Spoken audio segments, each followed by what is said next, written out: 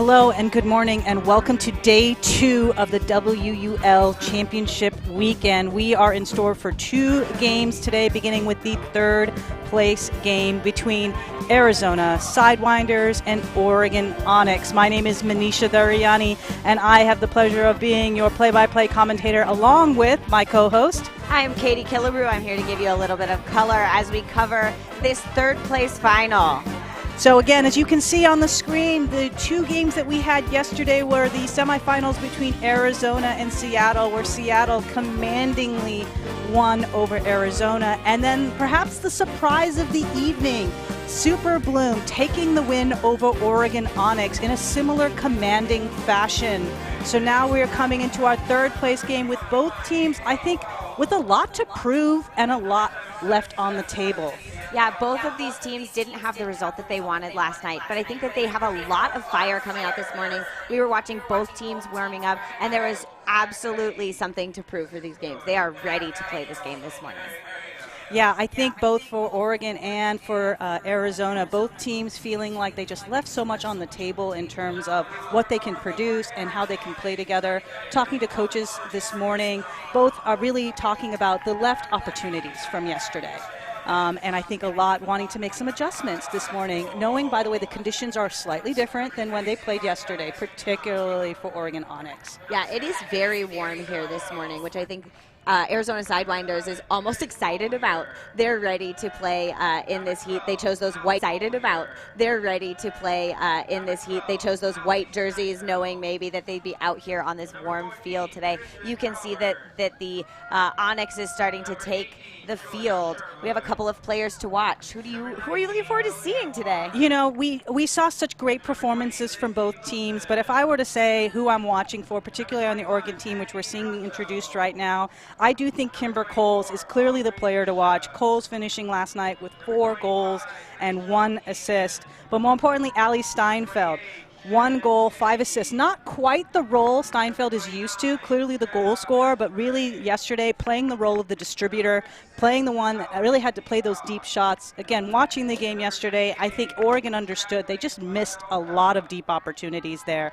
And so if I'm looking at the throwers from Oregon, which is Claudia Tajima, Julia Sherwood, I'm asking them to shoot today.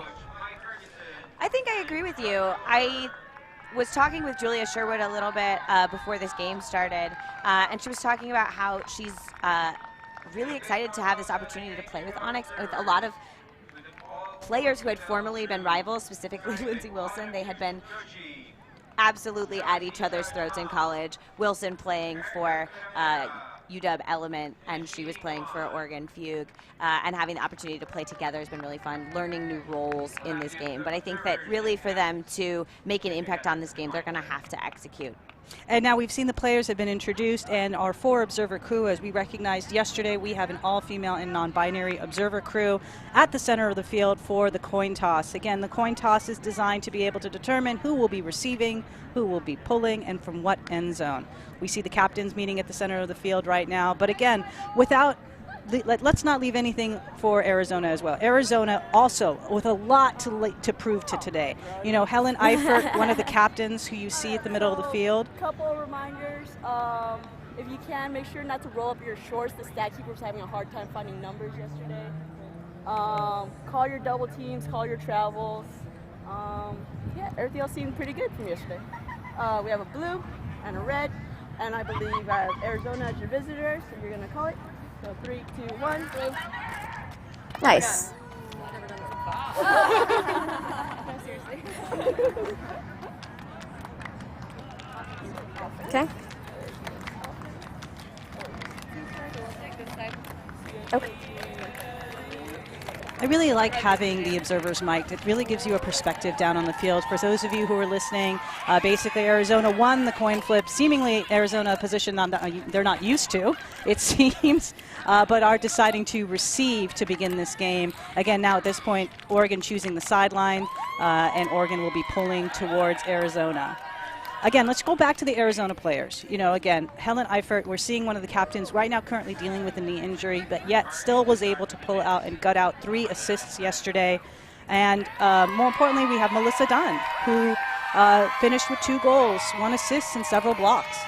Yeah, Melissa Dunn, number 2, is a player they're going to be looking for, not only as a playmaker, but I think as an emotional leader on the team. If you've ever seen Melissa Dunn play or been around Melissa Dunn, she is a player who really is calm, cool, collected, and excited at every moment in a game, whether they're up or down. And they're going to really look to her, I think, to start leading that emotional charge. Here you can see their starting line. And that said, let's not forget Lindsay Doyle, who was not rostered for yesterday's game, but is in the starting lineup for today. A huge receiver for Arizona Sidewinder, someone I imagine they are looking to try and get involved early and get involved often. Yeah, they definitely missed Doyle yesterday. She's been a main part of their offense, really a creative cutter who's able to get those outlet releases, making new things, especially as new defenses come up. She's always a reliable cutter and thrower. And while not listed on the screen, another big addition, we would say, for Arizona, Caitlin Doust, who was not able to play yesterday due to a lingering injury, but feels up to playing today and will be playing today. Another huge cutter, in my opinion, for Arizona, and someone who I also think we're going to see on the stat sheet. And now we see Oregon's starting line. We do see our huge throwers in Claudia Tajima and Julia Sherwood. And more importantly, we start to see someone like J.C. Jones, who, by the way, is one of the owners of the Oregon Onyx, who has been an incredible defensive force throughout this season, and one who I know wants to make a splash today.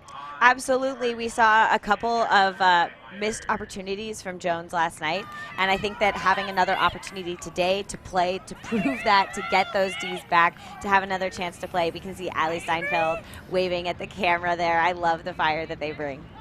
Yeah, definitely Allie Steinfeld, someone who finished last night with 1 goal, 5 assists, looking to find their way into the end zone today, I'm sure. And again, if you are just tuning in, we want to welcome you to the WUL third place game of championship weekend. This is one of 2 games we will be hosting to this morning and this afternoon, courtesy of UltiWorld. Thank you so much, of course, for UltiWorld in terms of the camera crew, the production crew, who are helping bring this game to life and bring it to you free of charge, more importantly. The WUL has committed itself to ensuring accessibility for games like this because we understand the importance of showcasing these athletes to you. And we're off. First pull. Here we go. All right, Arizona centering the disc to start. Again, we're seeing Aragon, we're seeing Carly Steiner, 2 names we're going to see a lot. And immediately, Jade McLaughlin with a deep look. And well defended against J.C. Jones, but an immediate score by none other than Lindsay Doyle, the name we just started by bringing you to all. Lindsay Doyle is saying, hey, I'm here, y'all. You need to recognize. Exactly. That was a very textbook offense, 4 throw score, really open cutters, aggressively coming out. That's exactly how Arizona wanted to start this game. And then we can see that the excitement from Lauren Doyle giving us that I love you sign. Well, again, Doyle, someone who was eager to come out today, wants to, again, understate just how important the Arizona community has banded around this team, and they want to make sure that they're giving a game for the folks back home. I know that they have a couple watch parties happening right now. For those of you at home, thank you so much for tuning in. Thank you for being a part of this inaugural season for the WUL. It is a little wild to me that we've hit the end of this first season. I know, it flew by so fast. We've had so many great plays and players, really great games. It's been such a privilege to be part of. All right, and now Oregon with their first opportunity to see if they can match with a clean hold. Oregon picking up to the center of the field. We are hearing what sounds like a forced middle coming out of Arizona. We're hearing the away calls. Allie Steinfeld saying, I don't care. There is a rip from Allie Steinfeld, finding Kristen Roberts in the end zone. Allie says, what you can do, I can do better. I really like the matchup of these 2 teams. I think that today's weather, we saw the graphic a little bit ago, but it's very warm today, but there's not really any wind yet. And for 2 teams that run in those vert stacks, that really like to run and gun, another look at this inside forehand pinpoint accurate to Roberts from Steinfeld. We're going to get to see a lot of high-flying ultimate, which I think both of these teams like playing against, and are excited to have the opportunity to play in this almost windless, for the moment, stadium to really get those big, long throws going. Yeah, and I will say this. I mean, that first of all, let's just talk about what a beautiful inside-out throw that was. I mean, Really Allie Steinfeld, beautiful. again, we talked yesterday in the broadcast, naturally a handler, but really wanted to cut for this organization and is making an impact.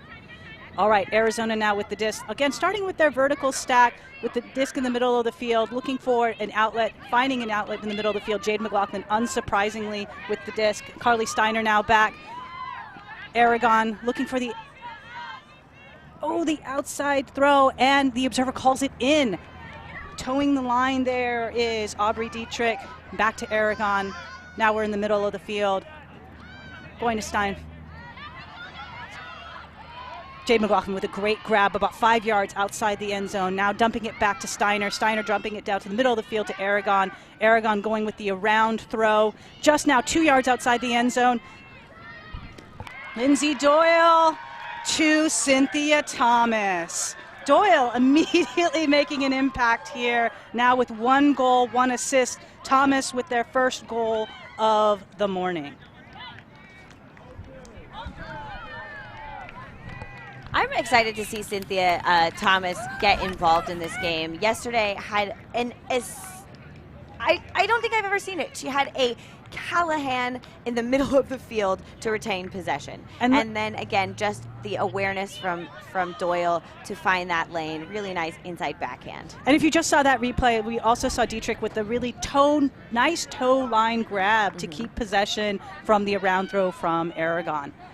There's some clean holds. We've just started 3 points, 3 clean holds. This is the kind of ultimate I like to see. This is definitely the kind of ultimate that I think both of these teams wish that they had really been able to carry through the game yesterday. And we're going to be able to see what they can do in this game. Big pull going up from Powell. Again, both of these teams relying very much on a vertical stack. We are seeing them sort of looking for the inlet pass through an IO break, but unfortunately just a little too high from Oregon, giving Arizona the first break opportunity of the day. They're off to the races. And we see Megan Maxfield now centering the disc back over to the middle of the field. The disc now in the middle of the field to Caitlin Kaiser.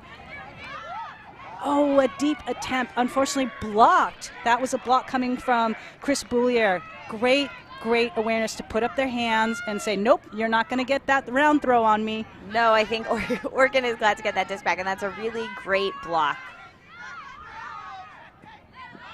Again, seeing this vertical stack. Oregon with the disc. High stall, unfortunately, just forced a throw that was a little too far. Melissa Dunn, name we called earlier, with the D. Arizona now with a chance. Looking in the middle of the field. Disc to the far side now. Back into the middle of the field. Stoppage called. Kaiser holding the disc. We're going to see what's happening on the field. Is everyone set downfield? All right, it's coming in on 2. Pre-stall. 4, 3, 2, 1.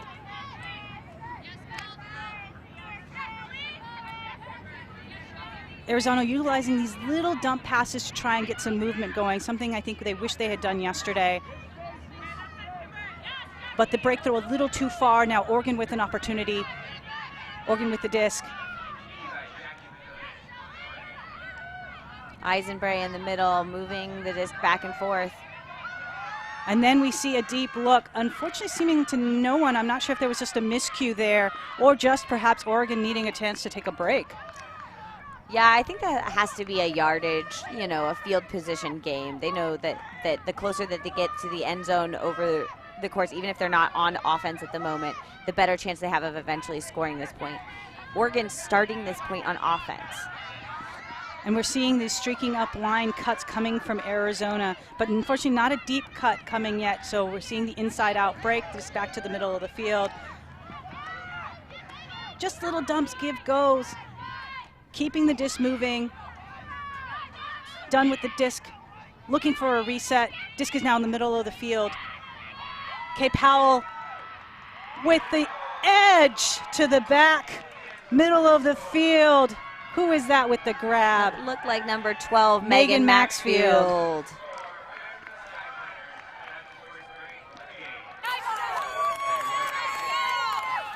And that's just a type of persistence Arizona needs. Just dink it, dink it, dink it, dink it, find the reset, even if it's not perfect, and then you'll get the opening that you're looking for. Yeah, that give and go sequence between Megan Maxfield and Melissa Dunn, gaining yards, moving, confusing the defenders, really smart work there. Clearly they've played together for a while, that chemistry really showing itself. Maxfield has made a name for themselves as a defensive player, getting blocks, but in this point really contributing on the offensive side of the disc, moving the disc many, many times in that point. And also our first break of the game. Now Arizona leading Oregon Onyx 3-1. So we're getting another look at this Arizona D-line with Bash about to pull. There's been some nice pulls, I gotta say, throughout this whole weekend. Nice hang time. Now we see Oregon in the disc at the middle of the field, starting with that vertical stack, looking for the reset. Disc to the far side. Unsurprisingly, Steinfeld with the disc. Looking, fakes the dump, hits the inside out break. Roberts right now with the disc, centering back. Disc now on the far side of the field, looking for a reset. Runzo with the disc. Runzo with the hammer. Oh, just lands in between both Steinfeld and Zajan, neither wanting to take that space or hurt each other. Arizona with another break opportunity. Disc in the middle of the field on the end zone line for Arizona. Got an 80 yards to go, hits an up line, just a little too far. J.C. Jones with the D. And Arizona not prepared for that look, I gotta say. No, that was, I think, Tetlow to Roberts, and that was such a good over-the-top, floaty space throw. Absolutely no one else in the area.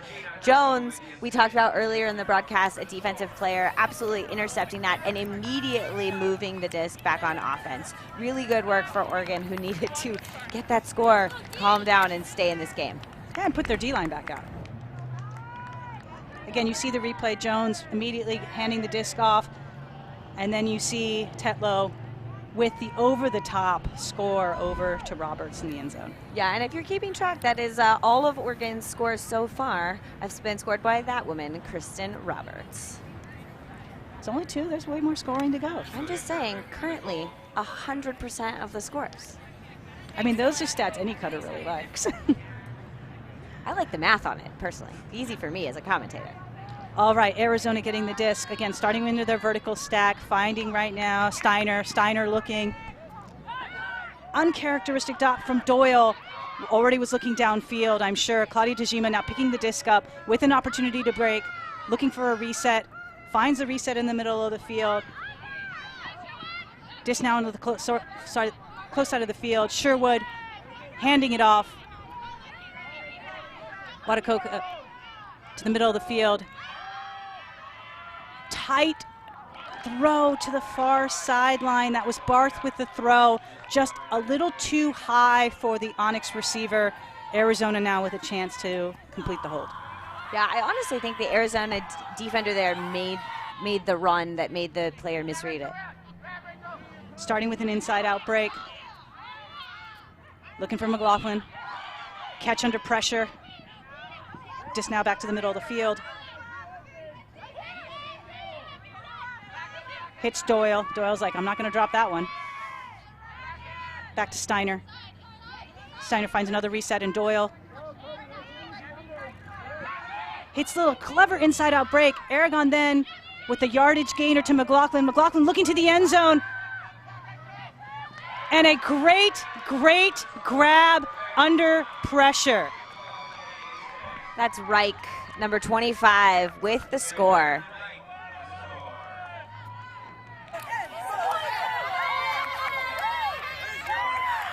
McLaughlin's second assist of the morning already. Nice aggressive movement, really though predicated by Doyle's inside-out break to Aragon. I'm not sure if we'll see it, but here is the replay of the turnover for Oregon that allowed Arizona to get the disc started. There you see McLaughlin with just the, there it is. Nice grab, stays in bounds, keeps the defender behind them. Very, very nice offense. This energy that we saw from that Arizona sideline celebrating that point is the Arizona that we've seen over the course of this season, and they just got a little bit bogged down yesterday. But that kind of celebration is what they want because they thrive on that kind of energy. Oregon now with a chance to respond. Disc in the middle of the field. Arizona coming down in what looks to be sort of a saggy junk style offense, but Oregon finding the disc in the middle of the field. Ali Steinfeld. Oregon continuing to try and find holes in this zone. Steinfeld really just carving it up like Swiss cheese. I don't think they're trying to find holes. I think they're finding them. Steinfeld basically getting it every other right now, just about 15 yards outside the end zone, and shockingly, not shockingly, Steinfeld to Roberts. Steinfeld to Roberts. Okay, still 100% of the scores. We'll see how long this lasts. Again, that's number 3 for Roberts. Again, if you're looking at the score up top, Oregon has 3 points. That's where Katie's coming from, 100%. See Steinfeld looking downfield, hitting Roberts wide open, just streaking into the end zone. Very, very nice, just chopping up of that zone. Yeah, I like the decision by Arizona to change up their defensive look. It's been person so far the game. That was the first real zone look that we've seen. I don't think it worked. I think clearly, as we were talking about the Swiss cheese of the point where Oregon carved through those, finding those open receivers. I definitely saw Kimber Coles very open on the far side in her magenta cleats gesturing, I'm open, I'm way open, over here. You know, you got to start asking yourself, if this is 3 goals in 1 quarter, can Roberts exceed Diaz's goal total from yesterday? All right, Arizona with the disc now. Disc is centered back to the middle of the field. Lots of wide open space downfield. Now trapped on the sideline, needs a reset. Can't hit the reset, finds Aragon in the middle of the field. Oh, another D almost from Josie Jones, but wasn't able to get to it. Arizona with the, again, I'm going to call it creative throw. I think that was Powell again, finding Jade McLaughlin now for the first goal of McLaughlin's day. Coming from another sort of like bladey flick that really had to make McLaughlin turn around almost 360. The pirouetting catch from McLaughlin is really something to behold. Really spotting it, turning. That camera angle didn't quite, I think, capture the majesty of the full 360 turn. It really was almost a full 360. Really good awareness, way to stay on their feet. I'm sure Arizona just exciting right now just to continue to try and pile this on, showcase their offensive prowess. Again, this is a team that has a lot of pride in its program and wants to be able to showcase it here at the WUL Championship in this 3rd place game. Agreed. You may have noticed on the field that there's some clouds starting to come over and some wind picking up. We'll have to see if that starts to impact the bit of this game. But Arizona, when we talked to them yesterday, said that they had nothing to lose. They didn't know there's a slim chance that they would make it to this championship weekend. They made it here, and they're absolutely making the most of it. If they can upset Oregon Onyx in this game, that will be a, I think, you know, moment for this program. All right, now we see Kimber Coles right now, the goal scorer right now, holding the disc, looking for the reset, finding a reset now, and then you see a huck coming off from Lindsey Wilson that is D'd down in the end zone. Yeah, that is Caitlin Kaiser, known as Shoes, getting the D. Arizona immediately picking up the disc, currently trapped on the sideline. Able to get that reset off. Disc now starts coming towards the middle of the field. Finally released to the far side of the field. Helm with the disc. Helm looking for the deep look, not there, looking for the undercut.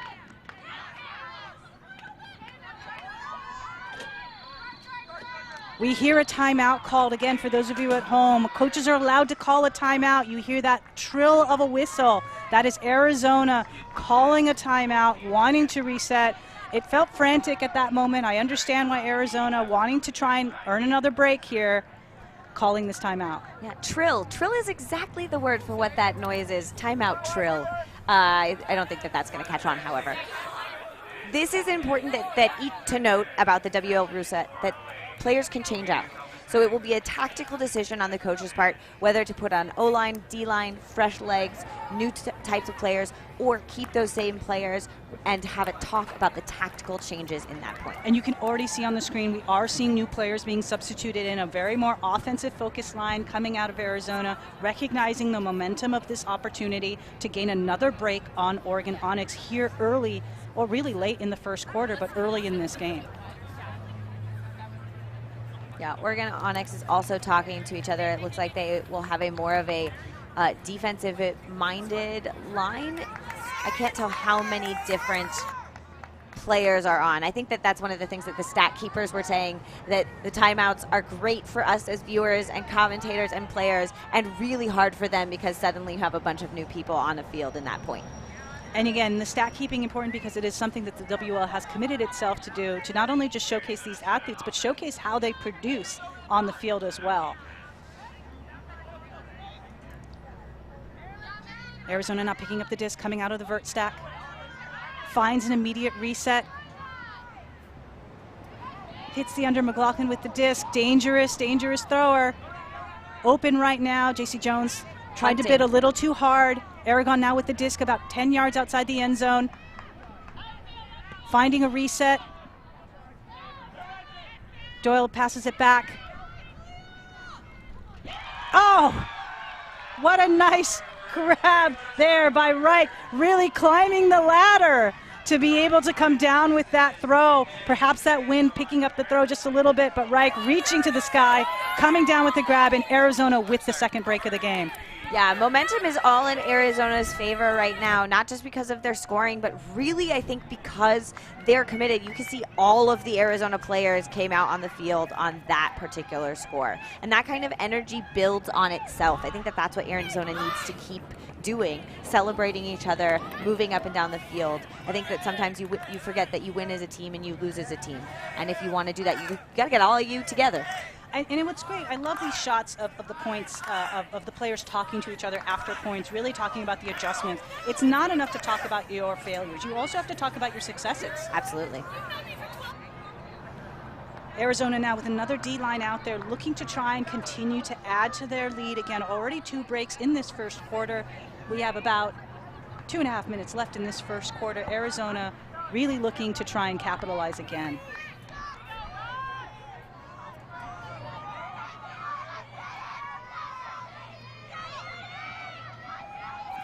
Oregon with the disc, Bullier with the disc in the middle of the field. Hits the around break. Looking for the reset. Finds Bullier with a great grab. Hits the immediate inside out break to run. No, my apologies, that was to Wilson. And a turnover for Oregon Onyx. You know, Oregon looks a little shell-shocked right now. What a grab under pressure by Thomas. Thomas hits Eifert. Nice break throw. Arizona really using the full width of the field to be able to generate cuts downfield. Disc in the middle of the field now for Arizona. A call on the field. I really hope we see a replay of that catch by Thomas. I really thought that was a D. I do too. I did too. We talked about Cynthia Thomas at the beginning of the game. Thomas is a player who can absolutely take over. And we are seeing some confusion right now. Here's the grab. That is such an incredible grab. Oh, such good defense there by Aubrey Bishop as well. And clean on both players. Let's talk about that. Both players holding their lines. Very much so. I talked about it a bit yesterday, that dangerous play rule, wanting to make sure that players are playing hard, competitively, but also safely, respecting the bodies of the other players around them. Some confusion, but it looks like Oregon with the disc. I can't unfortunately tell you what happened down on the field, but Oregon, I'm sure, really grateful right now with an opportunity to get the disc back. That was a little bit close. And what you saw there again is the Arizona player just trying to come in underneath, cut off the angle of the line there. Bishop still able to grab the disc. Some discussion right now between Kaiser and Bishop in regards to that play. Bishop, of course, still holding the disc. So I think I was like already here. So a contest? So contest or... I mean, he caught it, so it stays. But I mean, they need to resolve the play, so contest or no contest? No contest. No contest. Okay. So it's uncontested. You maintain it. Comes in on 1. 4, 3, 2. Bishop now holding the disc in the middle of the field, looking for the around break, finding the around break. Thomas not able to get that disc on the D. Disc now reset back to the middle of the field by Oregon. Finds Peacock. Peacock holding the disc. That's a stall, no contest. Not able to find or not able to choose a reset. Choosing the reset, that's the word. There were resets. Peacock unfortunately just holding the disc. Great. A turn again. I think that was Wilson with the interception D. And with the bookends. And Wilson with the score. Wilson, they are getting more and more involved in this game, and I think that's exactly the kind of play that Oregon needs. Lindsey Wilson has been a player who produces a lot of blocks and throws and exciting plays, and that's the kind of play we want them to be seeing for Onyx today. They need some fire. It was just a nice heads-up play. Arizona with the disc. Wilson says, no, I'm going to snack it. And then immediately with the scuba, by the way. And, of course, the big layout before with Boulier. What a great grab. I just got whiplash looking at it. And the grab by Thomas. Again, so much action already in this point. That is an incredible angle of that grab. Yeah, props to our film crew on the ground, really covering all of the angles here so we can see those plays from multiple points. Disc now to Arizona, centering to Aragon in the middle of the field. Aragon immediately finding a reset. Looks like Doyle. Well, it looks like Onyx was trying to put a zone on, but Arizona's just moving too fast. And then shooting across the field. That is Steiner to Dietrich.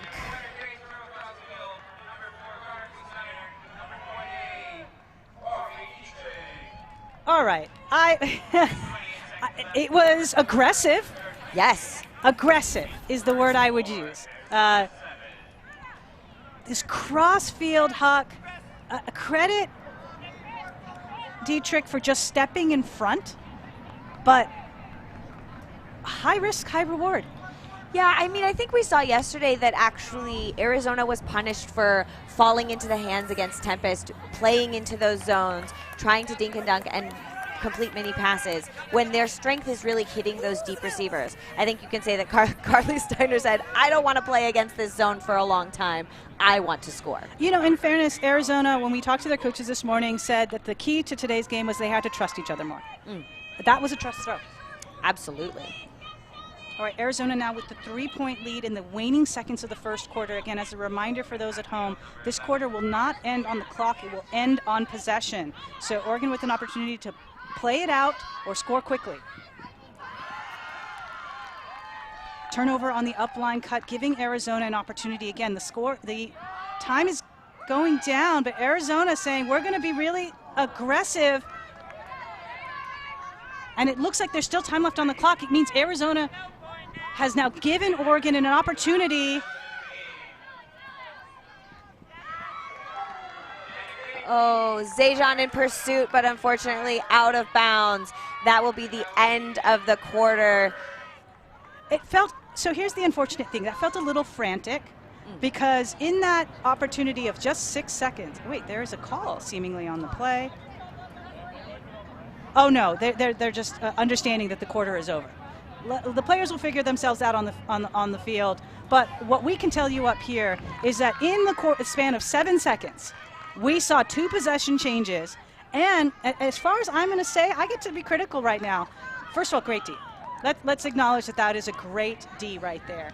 Yeah, also really great focus from Zaydon to catch the trash after that, but unfortunately was out of bounds. I think that may have been a product of the players not remembering that it's not a buzzer beater here in the WUL unless we're in double overtime, and they just rushed the end of that quarter. All they had to do was continue to possess the disc. Yeah, and so now we end our first quarter with Arizona up 7-4. We'll see you in a couple minutes back here for quarter 2 of the third place game for the WUL Championship. See you soon.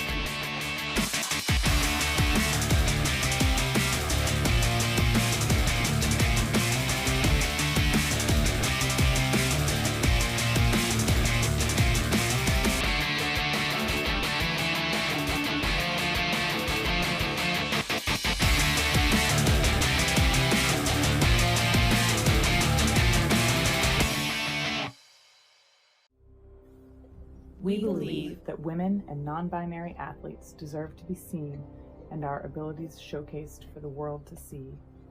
We believe in perpetuating Ultimate by establishing professional teams and developing future generations of players.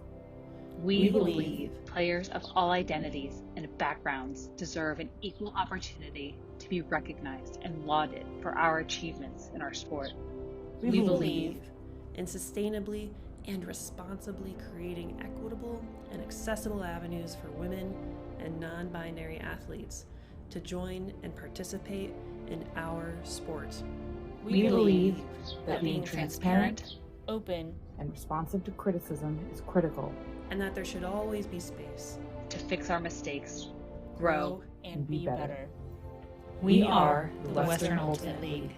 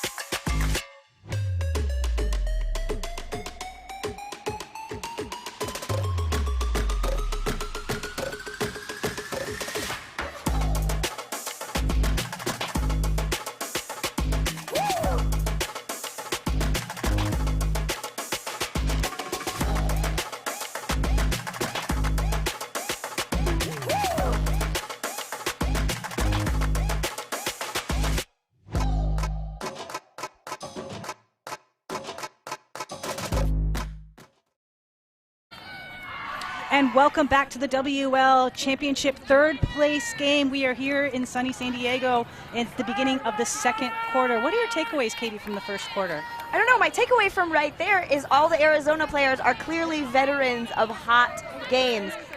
Taking every inch of shade they can in the edge of that bench. That's some veteran Sun play right there. I did want to say that if we're talking about Oregon Onyx, Christian Roberts had a great first quarter, scoring, sadly, now only 75% of their scores. Lindsey Wilson taking their score and making it there. But I think that if Oregon is going to get back in this game, they have to see a little bit more contributors. Yeah, I mean, again, the two names that we're supposed to be calling, Zaydon, Coles, we're not necessarily calling their names right now. And if I was Oregon, and I know we talked to them before the game, you know, the mantra really needs to be shoot more. Shoot more. Shoot more. Yeah. The ability for them to be able to utilize these incredible cutters and just create space with their throws, that is what made Oregon so incredible and fun to watch. And right now, I really hope that Oregon finds that identity, because it just seems like they can't find it right now. Yes, maybe they only find it in the clouds, in the night, that onyx, that darkness of the mountains. Maybe they need to really find how they sparkle in the sun. Well, whatever they need to do, Katie, I will say this. Oregon is a high-octane offense, and when they are on, they are incredible to watch. And then we have 3 quarters for Oregon to figure out how they can maintain and re-establish their identity in this game.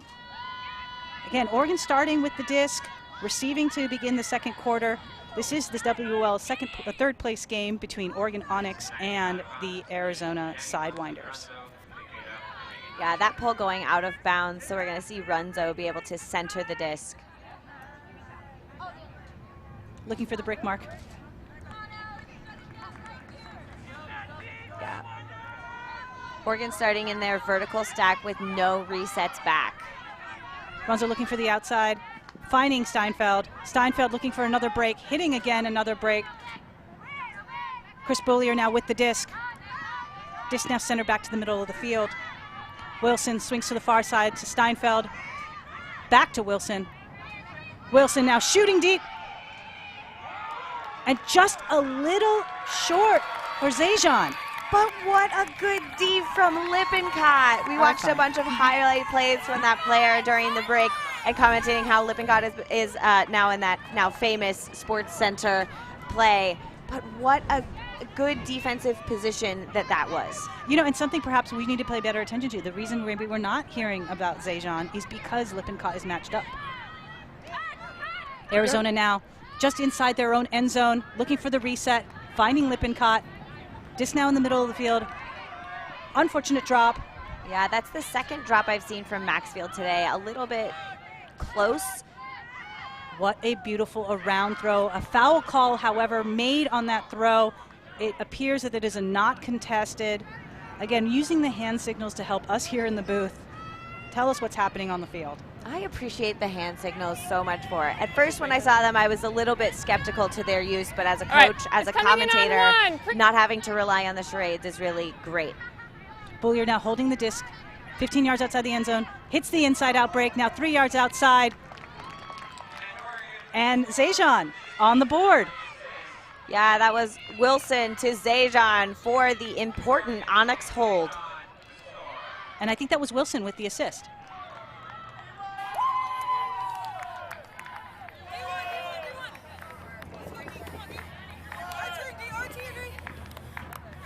Seeing Zajan now currently on the screen. Again, a huge goal scorer. Seeing again that D from Lippincott. Clean D, again, holding their line. Starting, we're seeing the replay. Wilson hitting Zajan with the break. All of that starting because of a breakthrough. Very much so. It's fun for me to see players like Morgan Gunny Zajan playing. I learned this weekend that her nickname is Gunny because her name is Morgan. Okay. I didn't make it up. I could not have made that up. You could not. All right, Arizona with the disc in the middle of the field. Looking for the inside-out break. Both teams really relying on an inside-out break to start their offense. Disc continuing to maintain in the middle of the field. Disc a little too high. McLaughlin gets cherry-picked by Oregon. Oregon now with the disc, middle of the field. Claudio Tajima, the real general on the field, picked the disc now, looking for J.C. Jones. Jones now looking for the reset, hits the inside-out break, floats a little bit, gets D'd. Arizona now with the disc, but an immediate turnover, giving Oregon the disc back about 20 yards outside the end zone now. Claudio Tajima picking the disc up. Oregon now getting into their end zone reset. Yeah, disc now in the middle of the field. There was a turnover, but net positive for Oregon. I think they gained yards on the turnover. Disc was a little high. It looks like there is a call between McLaughlin and Bishop. Do you have a? Or go to the observer. Okay. Foul was called. It's coming to the observer. I ruled that it was not a strip. There is an injury in the field. Would you like a substitution? Injury, substitution. Does Arizona need one?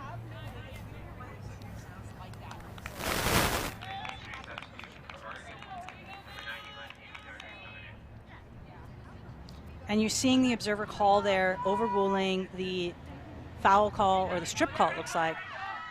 Arizona immediately with a deep look. About a 60-yard huck there.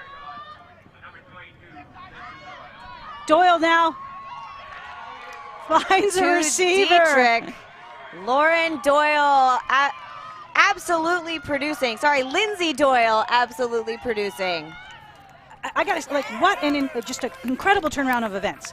You know, Oregon is still trying to figure out what's happening with the foul call, the strip call, the injury, and Arizona picks the disc up, immediate 60-yard huck coming from Aragon, finding Doyle, just streaking downfield, and credit Arizona just to continue to run down the field. Doyle looking for the reset, really nice button hook coming from Dietrich. Great, honestly great fundamentals. Yeah, really good what we call an S-cut. Yes, S-cut. I call it the button hook. Well, there we go. Button hooks are usually more vertical, but us coaches can talk about that at a different time. This could be the time and the place. True, or when we start our coaches podcast. I hear people are asking for it. Yeah, Dietrich with 2 goals so far, and I think that's at least the second assist for Doyle as well. Really making a mark on this game. Already 1 goal, 2 assists for Doyle. Arizona now with the pull. Disc landing just out of bounds. Those out-of-bound pulls are really, I think, detrimental to that defensive team. The offense getting to set up in the middle, start running their offense. They don't have to adjust. They can see what the defense is. Runza with the deep look off the bat. Unconventional angle. Allie Stanfield trying to get the D. Looks like there was some contact. Allie probably feeling very apologetic for Roberts. There's quite a size differential there. Yes, it looks like the observer is ruling inbounds. If you're good. You come pre-stall? They're figuring out where everyone should go, making sure that people's health comes first, and making sure everyone is all right, and then restarting play. Looks like there's some sort of foul call. Again, Roberts right now currently trapped on the sideline. There was an upline cut, but the Arizona receiver was down on the ground. Clearly some call. Offense. So we are coming in on +1. Just said 3, so I say. There's no contest. It was on offense, though. Offense called the foul on defense. Oh, I see what you. So we're coming in on 1. That's fine. That's fine. Coming in on 1 with the pre-stall. 4, 3, 2, 1. Stall now reset back to 1. Disc in the middle of the field. Disc now to the big side of the field. Getting off the line. Runs hits the middle of the field. And then we see another look for Zajan. Trying for the greatest. Just running out of airspace there and just landing space. Zajan unable to get that disc back in bounds. It was just a little too far for Onyx to be putting that disc up. I know it's an incredibly attractive target, but just a little too much air. The zone from Onyx forcing Allie Steinfeld turnover. Coming in with the D. Oregon just 2 yards, 3 yards outside the end zone right now. Allie Steinfeld now, first goal of the game. That was with Coles. The bookends. Coles to Steinfeld. I don't know if you noticed there, Manisha, but Kimber Coles on the sideline, absolutely wide open, screaming at her teammate, "Hit me! Hit me!" And then suddenly the score. Finding those open receivers is something that Onyx missed earlier, and I think Steinfeld finally doing it. We're going to see the turn again. Zajan under double coverage tries to maybe throw a greatest, or maybe trying. Understood that they were out of bounds and tried to get it back in just to force just 2 steps out of bounds. Coles open. Back to Steinfeld for the goal. And with that, now Oregon's starting to close the gap. A little bit. That's very important. You know, it was a 3-point lead for Arizona in the first quarter. Now score Just a 2-point differential. A little bit of a misread by Arizona. Disc lands in the end zone. Disc now center to the field to Steiner. Steiner looking for the inside out break. Finds Doyle. Doyle hits Aragon. Aragon with the deep. Unleashes a deep look. Can it hang? What a phenomenal grab! Cody Lippincott with a grab. Jade McLaughlin with the goal. We just talked about how Lippincott has that absolute ability to go. That disc went up from Aragon, and you could see Lippincott putting on the afterburners to make it there on an absolute inches from the grass catch. Let's see these replays. We're just, all of us in the booth want to see this replay right now. You can see Cody lost the hat, catches the disc just under just hairs of turf. What a great run from Lippincott. Visionary from LP Aragon, really trusting her receiver there. You know, and that is the trust throw. That's the trust throw. That is exactly what Arizona said. Trust, trust, trust. What an amazing grab by Lippincott. What an energy boost for Arizona, who just gave up a break. Now the lead is back to 3. Oh, not gave up a break. They're just natural flow of the game. Yeah, I mean, Lippincott at least got the assist for that, but that was, I feel all excited inside. I mean, we're out of our seats. All right, Kimber Coles now with the disc. Oregon trying to gain back their own energy. Looking for Steinfeld. Looks off Steinfeld. Disc now in the middle of the field.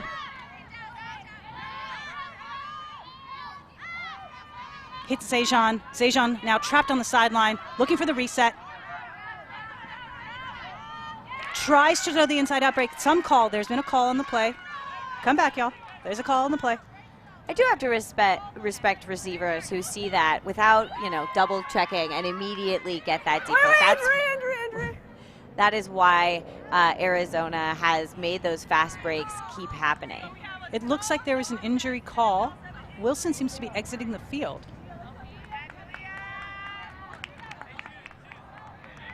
Barth is going to come in. Arizona also substituting a player. Putting Lindsay Doyle back on the field. If you're hot, you're hot. Disc will stay with Oregon. I think it is still a turnover. It was just the injury substitution at the same time. I apologize. Thanks for correcting. Arizona now. Disc center to the middle of the field. Doyle.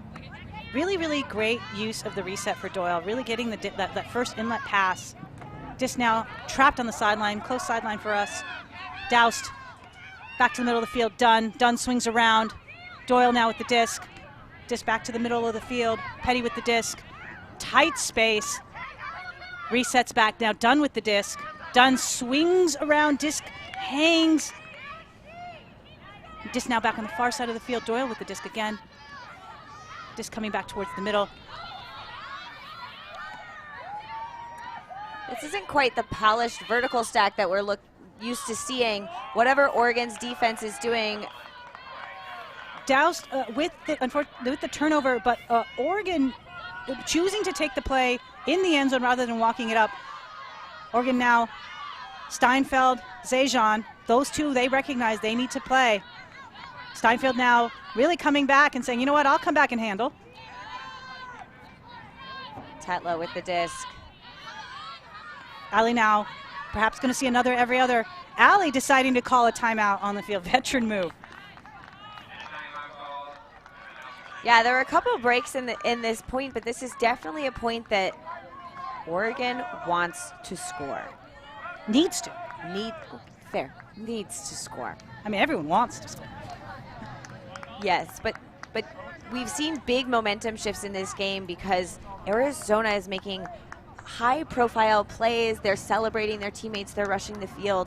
Oregon is used to playing. When they play in Providence Park in Oregon, they have a huge fan base. It's loud. It's really raucous. And I think they're missing that energy that they would naturally get from, you know, a home crowd. And they need to bring that themselves. They need to hype each other up in order to keep in this game, because they're absolutely capable of making these plays, making these decisions.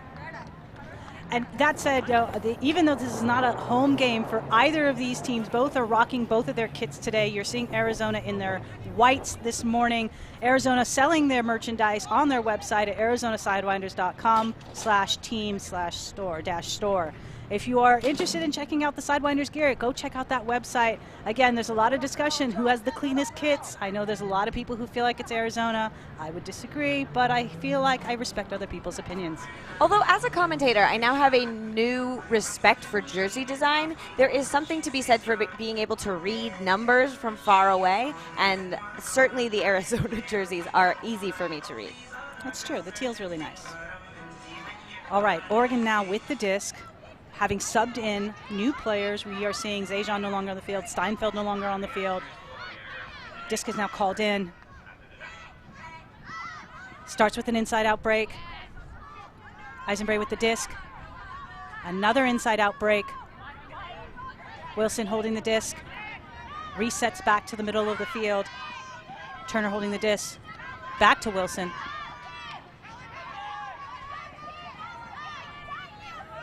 Disc now back in the middle of the field. Looks like they missed 2 deep looks, but maintaining possession. Turner now holding the disc, looking for the reset. Finds a streaking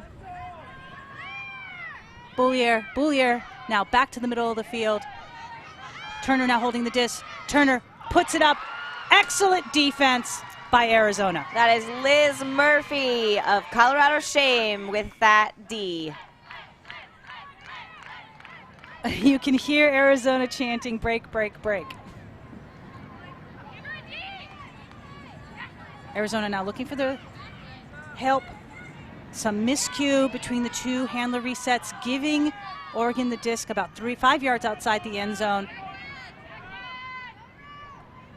Eisenbray about to pick up. Centers back to the middle of the field. Nice reset. Turner holding the disc. Turner looking for the break. No one on the break side. Sneaks that little throw in. That was Bishop, looks like. That was cheeky. A cheeky throw to the middle. In watching several of these Oregon points now, when Oregon doesn't have a reset out as part of their set, I don't know that I love that in a 7-second stall count, because those runners just don't have an opportunity to get open. They're letting the stall count get high over and over and over again. And I think seeing the D. Oregon is lucky to get this hold right here, because they are in it by the skin of their teeth on those grabs. Or by the bare minimums of the inside out. Again, if I'm Arizona, though, I'm really happy with my defense. That was excellent defense. It was an unfortunate turnover for them on the end zone line, but it was predicated by just patient, persistent defense. Yeah, really staying close to the players they're guarding. Arizona now with seemingly what looks like a side stack. Coming out, Doyle, first pass, covered. Steiner now with the disc. Finds McLaughlin. McLaughlin resets to Aragon. Aragon back to McLaughlin. Nice edge on that throw. Just a little too far for Aragon on the reset. Arizona with the turnover. Oregon now with a chance to break. Claudia Tajima picking the disc up. Immediate break to the far side of the field. Barth holding the disc. Disc now in the middle of the field. Wilson looking for the reset. Gets an easy reset. Dennehy to Sherwood. Sherwood now with the disc. Fires into the end zone. Finds a wide open J.C. Jones. I think Sherwood was the absolute playmaker in that. Oregon making a defensive adjustment to take away the deep space. You saw several of the Arizona players look up in that point, try to go deep, but Julia Sherwood was playing a very deep position, stopping those throws, and there you can see Sherwood commanding that offensive position with a pinpoint blade to Jones. And I got to say, that is what Sherwood's bread and butter is. It's that flick huck, outside in, just a nice edge on it, doesn't really turn too much, sort of sits in the air a little bit and just lands in their receiver's hands. Yeah, it's almost like too much time to think about it. It's like a goal teeth lock. It is. I think that was a huge momentum shift. You can't see it on the energy, right? Or you maybe not be able to hear it, but that is the first break that Oregon Onyx has gotten in this game. Oregon now with its D-line on. Arizona with a offensive heavy line, picking the disc up. Dunn centering the disc.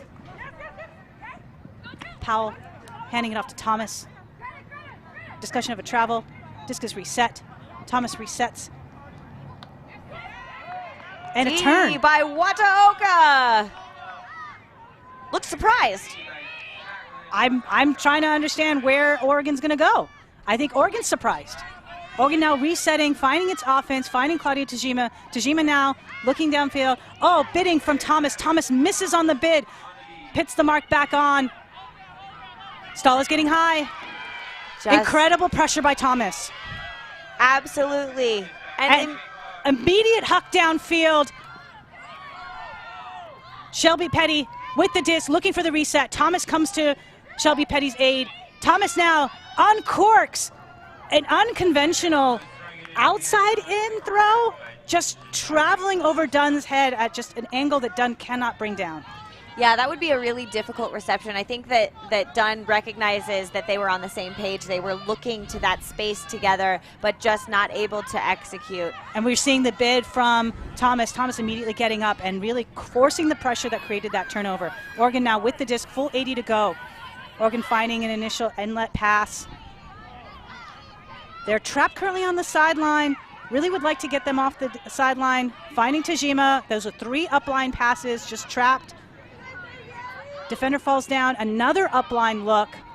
Some call on the field. Looks like maybe a pick, given how close all of those players are standing to each other. Coming out one. Oh, we got it. Timeout called. There's a timeout called. Timeout called by Oregon. Really wanting to take an opportunity to think about what's happening. Our clock, I know it's listing on your screen right now, is coming down, but the clock has stopped. The clock has stopped on our screen over here, or on our board. We are showing 26 seconds left on the clock. I think the Oregon coach, seeing that their time is running down, thinking, I want to get a break. What do I need to do? And take a breath. Take a breath. Exactly. This is a really big opportunity for Oregon because, even with 26 seconds on the clock, essentially they will have one possession. We are reminding our viewers that the end of quarter with the clock running out is not a buzzer beater. That possession continues. So if they retain possession and keep moving down the field, Arizona will have to get a D in order to stop Oregon from getting this second break back and putting us even going into the second half. And you see already Oregon putting a very offensive focused line here. Allie Steinfeld back in the lineup. Jason also back in the lineup. An opportunity for Oregon to end this half tied. They were down 3 coming into this quarter. An opportunity to tie this game. We have 26 seconds left on the clock. I think our clock operator is going to correct our clock here as well. You can see the 26 seconds now on the clock. Again, the possession will be maintained if Oregon has the disc after the clock hits 0. Wow. And Oregon says, no, I want to go for the immediate deep look. Trying to hit Zajan, but a great heads-up D by Arizona. That was Maxfield with the D. Now Arizona with an opportunity to end this quarter on a possession. Again, Arizona, slow down. Done with the disc. Looks off, looking for the reset. Done now with the disc in the middle of the field. You all can keep going. I think they're hearing a whistle. I think maybe a coach tried to call a timeout. We didn't see very many timeouts in this first half. Somebody must have one to still use. You can't call timeout after the buzzer's gone off. There you go. That is the rule, and the observers do know that. Now, if the coach, in fact, did try to call a timeout, it would actually be a loss of possession for Arizona.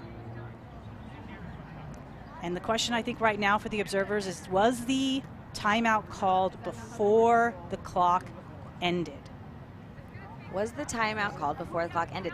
Interesting things. I love when games start coming down to these close moments. These sort of moments are what make a game. We're so close. The announcer called they were counting down, and they called the end of the quarter, and then we heard the timeout. So that's it. So wait, I just want clarification. It's not when I call it; it's when you hear it, right? Yeah. Okay. We're done. So we're done. And that point is over. That is a loss of possession for Arizona. They will not get a chance to try to score that and extend their lead. Oregon Onyx at the end of that game giving away possession. They clearly had a play drawn up. We saw Zajon come out of the stack and go deep. But I am really... I can see you. You're so tense.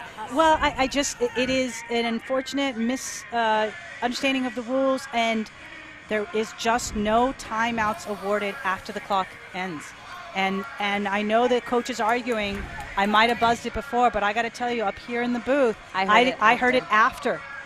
A great grab, however, just a great D and good heads up by Maxfield to prevent Oregon from tying this game.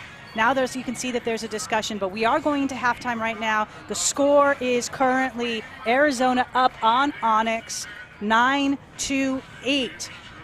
And Oregon clawing its way back into this game. That was a low-scoring quarter, certainly. Again, 9-8 is our score. Oregon getting 4 goals in that second quarter to Arizona's 2. We do have Mako on the sideline with our halftime interview. Hello, I am here with Marilyn Reich of the Arizona Sidewinders after our amazing first half, and just wanted to ask, what are some of the adjustments that your team made coming into today? We see like a lot more momentum with your team. Have the roster adjustments of having Doyle and Dowse back on the field kind of played into that as well? Absolutely. I mean, they're just such high energy players, and they always bring just so much charisma to the field, so it's great to have them back. Really, I think yesterday was just a big bout of nerves. We got here over a few cases of really random scenarios that worked out in our favor, but we do feel like we've got a great team, we've got a great squad, and so today we just came fired up like there's nothing else but this game, so might as well show the world what Arizona Ultimate is about. Exactly, and speaking of what a great roster you have, I think in that first half you have at least 6 goals from 6 different players, 5 assists from different players. What's it like being able to play on a team with such depth to the roster and being able to trust every single player to be a playmaker? That's especially when we're at our best, is when we can just trust everyone on the field. We know everyone has great catches and great throws, so when everyone's just firing on all cylinders and able to trust our teammates, we are able to put some magic on the field. So I'm really glad that that's happened that first half, so I'm hoping it continues into the second. Sounds great. Thank you so much for joining us. Thank you. And back to you upstairs, I think. And we are back upstairs here in the booth, talking about the first half, reflections from what we saw, and more importantly, what we might be seeing in our second half. Katie, what are your takeaways right now? I think Arizona, just like Reich was saying, is really communicating with each other, getting excited about Ultimate, making connections. We've seen a few mishaps, but Oregon is really starting to come back. It's a very close game, which is exactly what both of these teams wanted to prove. I think we're going to go back down to the sideline and talk to Allie Steinfeld. Hello, and I have Allie Steinfeld here on the field with us for the halftime interview. Just talking about the first half, we've seen a lot of shifts in the momentum between the two teams. What is Oregon planning on doing to kind of regain and maintain control of the momentum in the second half? Yeah, I think we spent a little bit of time getting our legs under us. It's definitely been hot out here, so making sure that we are working through the heat and grinding, finding easy passes and the receivers who are wide open to throw to, because we've got them out there. We just need to hit them. Yeah, and speaking of wide open receivers and hitting them, you've had several assists in the first half already, and goals from many different players on the field. Going to the second half, are there any adjustments that your team is going to try to make to open up downfield looks, anything along those lines? Yeah, I think nothing major. Like I said before, we're kind of finding our legs and making sure that we're making the right decisions with the disc, myself included. And so in the second half, I think just continuing to find that rhythm and grind on defense too, putting on the pressure and making it harder for Arizona to find their open players or be open.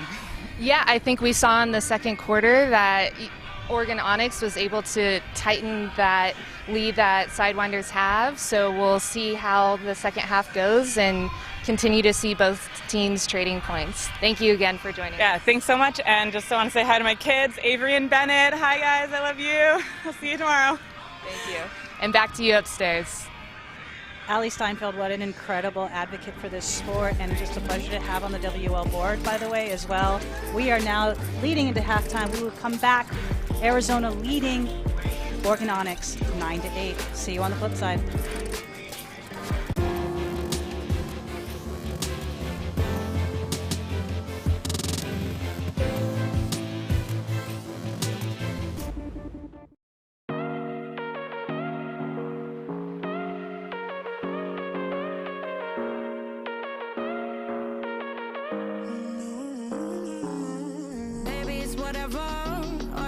But you long gone, it don't matter. Ride or die, that's been the deal. The light of your back, I disappear. But if you don't play that for me, I'm out of it, I'm out of it. I lick my gun and then I'm done. I'm out of it, I'm out of it. And no man to tell me you're no good. I'm brushing away the weight of you, of my shoulder. Done with my cigarette, and when all the smoke is clear, I'm brushing away for you, the weight for you, the weight for you. Don't need a no man.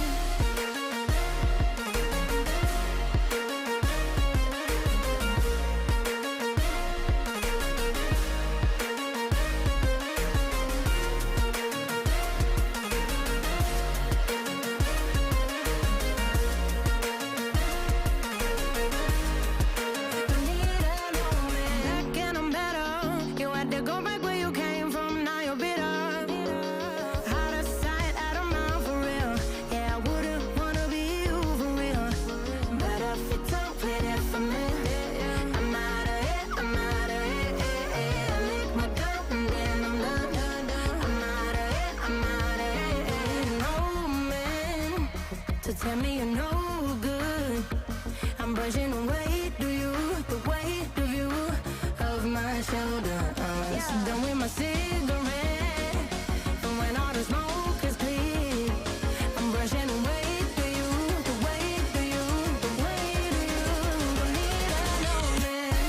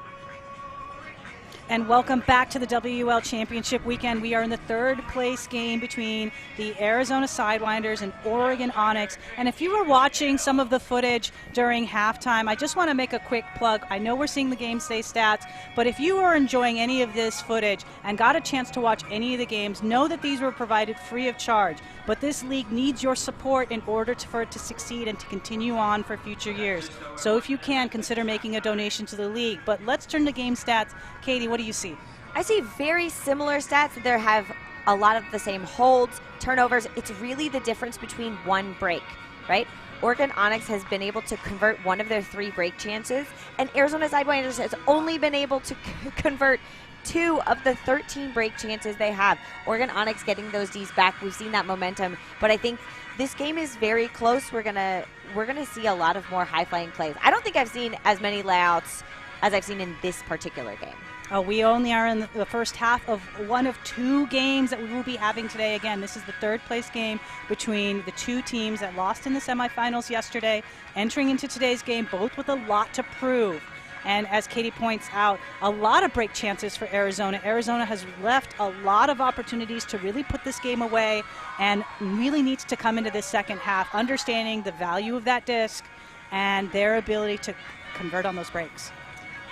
Yeah, I had a coach tell me that the team who turns it over less will win the game. I think that's empirically true. So I think that if you looked at that stat a second time, there's only 1 turnover difference between the teams currently. And that 1 turnover is the difference. It's true. And in this second half, we are going to be seeing Arizona receiving to start the third quarter. Again, the teams switching both who is receiving and the side that you're starting on at the beginning of each timed quarter. Again, WL rules on a 4 quarters of 12 minutes each. We've only played 24 minutes of play, y'all, and we have another 24 to go. And it's going to be exciting to see what Oregon does in the second half to try and clean up their offense. Exactly. They've given Arizona many break opportunities. I think they need to limit that. But they also need to make a defensive impact. They're going to have to get breaks. You know, somebody said offense wins points and defense wins games, and I think that the Oregon Onyx defense needs to get a little bit involved. We're going to see this pull go up from Eisenbray to start this second half of play in our WUL Championship third place finals. Oregon now coming down in a person defense. Arizona with the side stack. McLaughlin immediately looks deep. Looks like a one-on-one matchup, but the disc is hanging. Carries over the Arizona receiver. Oregon picking up. It's like Dennehy with the disc. Sherwood really well positioned on Dietrich, who was the intended receiver, and just a miscue to Tajima right there. Aragon picking up. Disc now just 5 yards outside the end zone. Cheeky little throw, but Very from cheeky. Aragon for the score. The score there to Marilyn Reich, who was our halftime interview. Yeah, that's their third score of the game, getting that momentum started. They wanted to have a hold. It wasn't quite a clean hold, but I think Oregon Onyx earning that D and then just giving it away, and their offense not able to complete that first pass. And again, you're seeing the replay of that just hanging a little too far. I understand, again, you're looking at someone like Dietrich downfield, very tempting to throw to. Aragon picking the disc up, you see in this replay right now, and just throwing the, offhand. That's why it looked so interesting. Offhand lefty break side over there to Reich. Reich, again, 3 goals already in this game. Only the first point of the second half.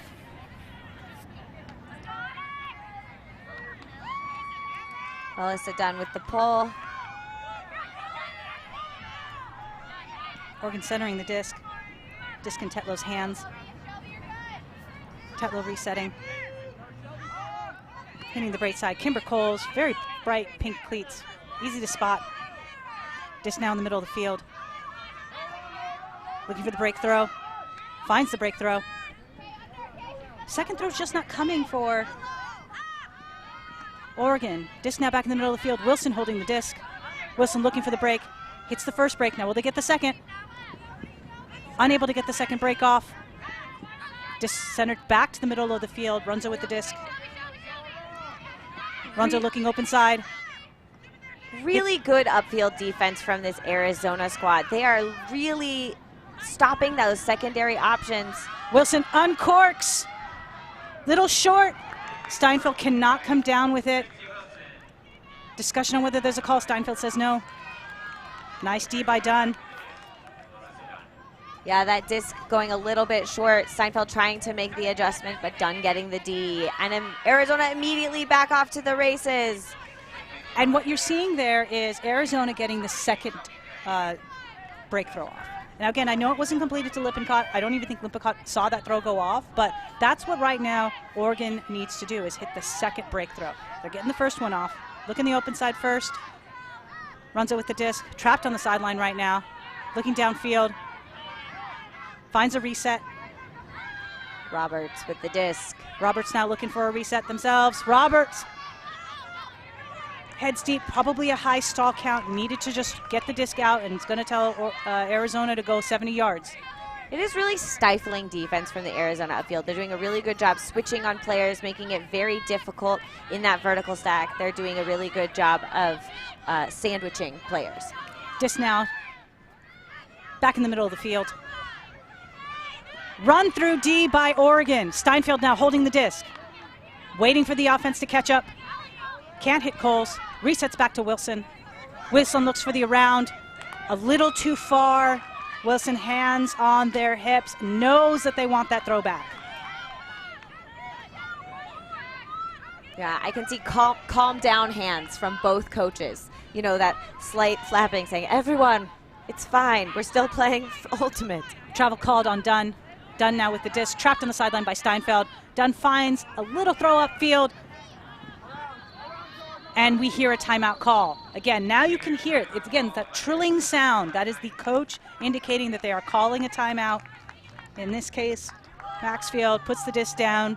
Arizona going to talk it out. Right at that 50-yard line. Maxfield, really good field awareness to stay inbounds on that almost blading throw. I have to note that the wind has picked up a little bit. So for those of us standing here in the heat, the breeze feels pretty good. I'm sure it will be there. This is, again, a look at that reception attempt by Allie Steinfeld.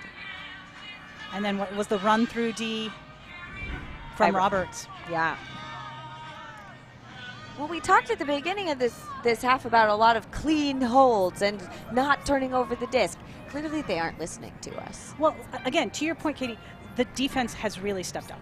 You know, they are not the type of resets that I think Oregon needs and wants for their offense. They're not getting it. Yes, the first throw is going off, but they are taking away the second throw. And it is Steinfeld downfield, and credit Arizona for finding good matchups on Steinfeld. Steinfeld really being forced to come back to the line of scrimmage, not where Steinfeld wants to be. Absolutely not. We're going to see what kind of defense. We've seen a little bit of change of personnel for both teams. We're going to see what sort of defensive pressure Oregon tries to put on to stop this Arizona momentum.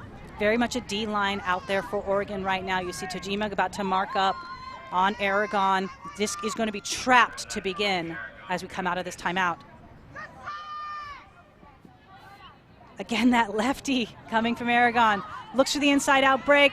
Dunn says, my fault, my fault. Oregon now with a chance to have the disc. Tajima now with the disc. Finds the inside look. Sherwood with the disc. Sherwood finds the second break. Bishop now holding the disc. Disc back to the middle of the field. Barth swings to the far side. Sherwood now with the disc. Back to J.C. Jones. Now back to the middle of the field with Tajima. Tajima looking for the break, not getting it. Back to the open side. Bishop now holding the disc. Bishop hits Sherwood in traffic. Sherwood now about 20 yards outside the end zone. Sherwood with a little bit of an inside-out break. Some call on the field. A discussion about whether there was a stall. Sherwood putting the disc down. No contest on the stall. Yeah, you can see Dunn tapping the top of her head. That is the signal for a stall called. Arizona now with the disc. Finding Dunn in the middle of the field. Call on the field. Stoppage and call on the field. That momentum that we saw from Oregon's movement, though, was so good. Sherwood and Bishop have been longtime teammates on Oregon Fugue, and then Schwa, the other Oregon women's club team. And that chemistry really moving the disc for them, finally getting those resets, movement that we wanted them to see, just not being able to connect in time there and had a stall turnover. Again, still a discussion on the field as I think what relates to the stall and the movement. It's in on 2. Pre-stall. 4, 3, 2, 1. Eifert now has the disc, throws to Aragon. Aragon pump fakes. Now, big side of the field. Caught by McLaughlin. McLaughlin finds Doyle in the end zone. Doyle having a game here. McLaughlin also no slouch. McLaughlin now with 2 goals, 3 assists. Doyle, 2 goals, 2 assists. Players I know who are excited to be playing together, their last opportunity. Again, you can see this is where Sherwood gets trapped on the sideline, just can't get the disc off in time. And then you see the huck from Aragon, hauled in by McLaughlin, finding Doyle. Yeah, that was a throw that used the full width of the field. I love watching Aragon throw because the pinpoint accuracy, the way the disc just cuts through the air is so easy to read as a cutter. You know exactly where that disc is going. It's not going in a way that's going to be super affected by the wind, and that was able to get out of that trap sideline situation. Dare I say I think I saw Aragon point. You said you do like a point. It's true. It's direction. It's clarity. All right, Arizona now pulling to Oregon Onyx. O-line back on for Onyx. Disc centered. Boulier holding the disc in the middle of the field. Finds the easy reset in the middle of the field. Discussion of a stall. Tetlow had been trying to get to Boulier. Some discussion, no contest again from Oregon Onyx. Arizona now picking the disc up, about 30 yards to go to hit the promised land. Turnover on the reset. Oregon now not in a rush to pick this disc up. Boulier looking for their teammates, trying to figure out, is anyone ready? Hits the reset back to the middle of the field. Inside out. Runzo with the deep look to Steinfeld. And that is signaled as a score for Allie Steinfeld. Really big find from Runzo for that. We finally see Oregon getting a score in this second half. Second goal for Allie Steinfeld to go along with 2 assists in today's game. I gotta say, we're seeing the replay on the inside. There you see Runzo puts the disc up. Again, the break to break. Allie just too tall. Yeah, we've seen a couple stalls in these first few points. I said it yesterday, but a stall is really a mark of good team defense. Arizona playing very good team defense, not having a lot of outlets for Oregon. Oregon not able to get that next throw off, sitting there with it. Once you get to a high stall count, you're not hitting your ideal option, and then it's more likely that the next throw is also a high stall count. So it's high stall to high stall and really just pushing the tempo of this game. Arizona now up 2, trying to add to its lead right now in this game. Arizona just sort of dinking back between the handles, finding the first inside-out look. Again, really relying on that inside-out look. McLaughlin with the nice grab, disc in the middle of the field to Doyle. Doyle hands off, disc now in the hands of Reich. Reich hits McLaughlin.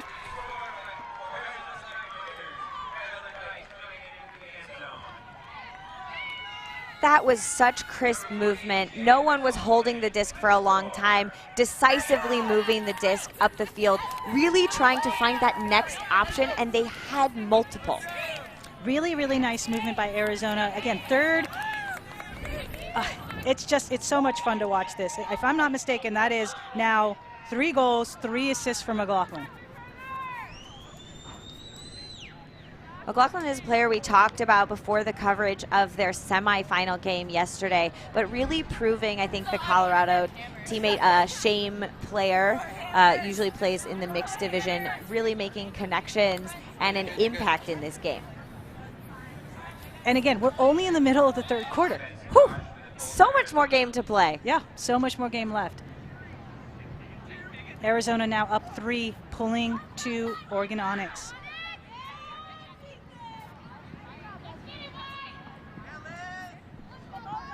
Oregon now, disc in the middle of the field, looking for that inside out break, not finding it. Arizona coming down in what looks to be sort of a junky zone. Disc now reset back to the middle of the field. This is where perhaps the lack of dump does potentially hurt Oregon, but we do see now 4 players back. Turner trying to be sort of the reset, the crasher, and just a miscue.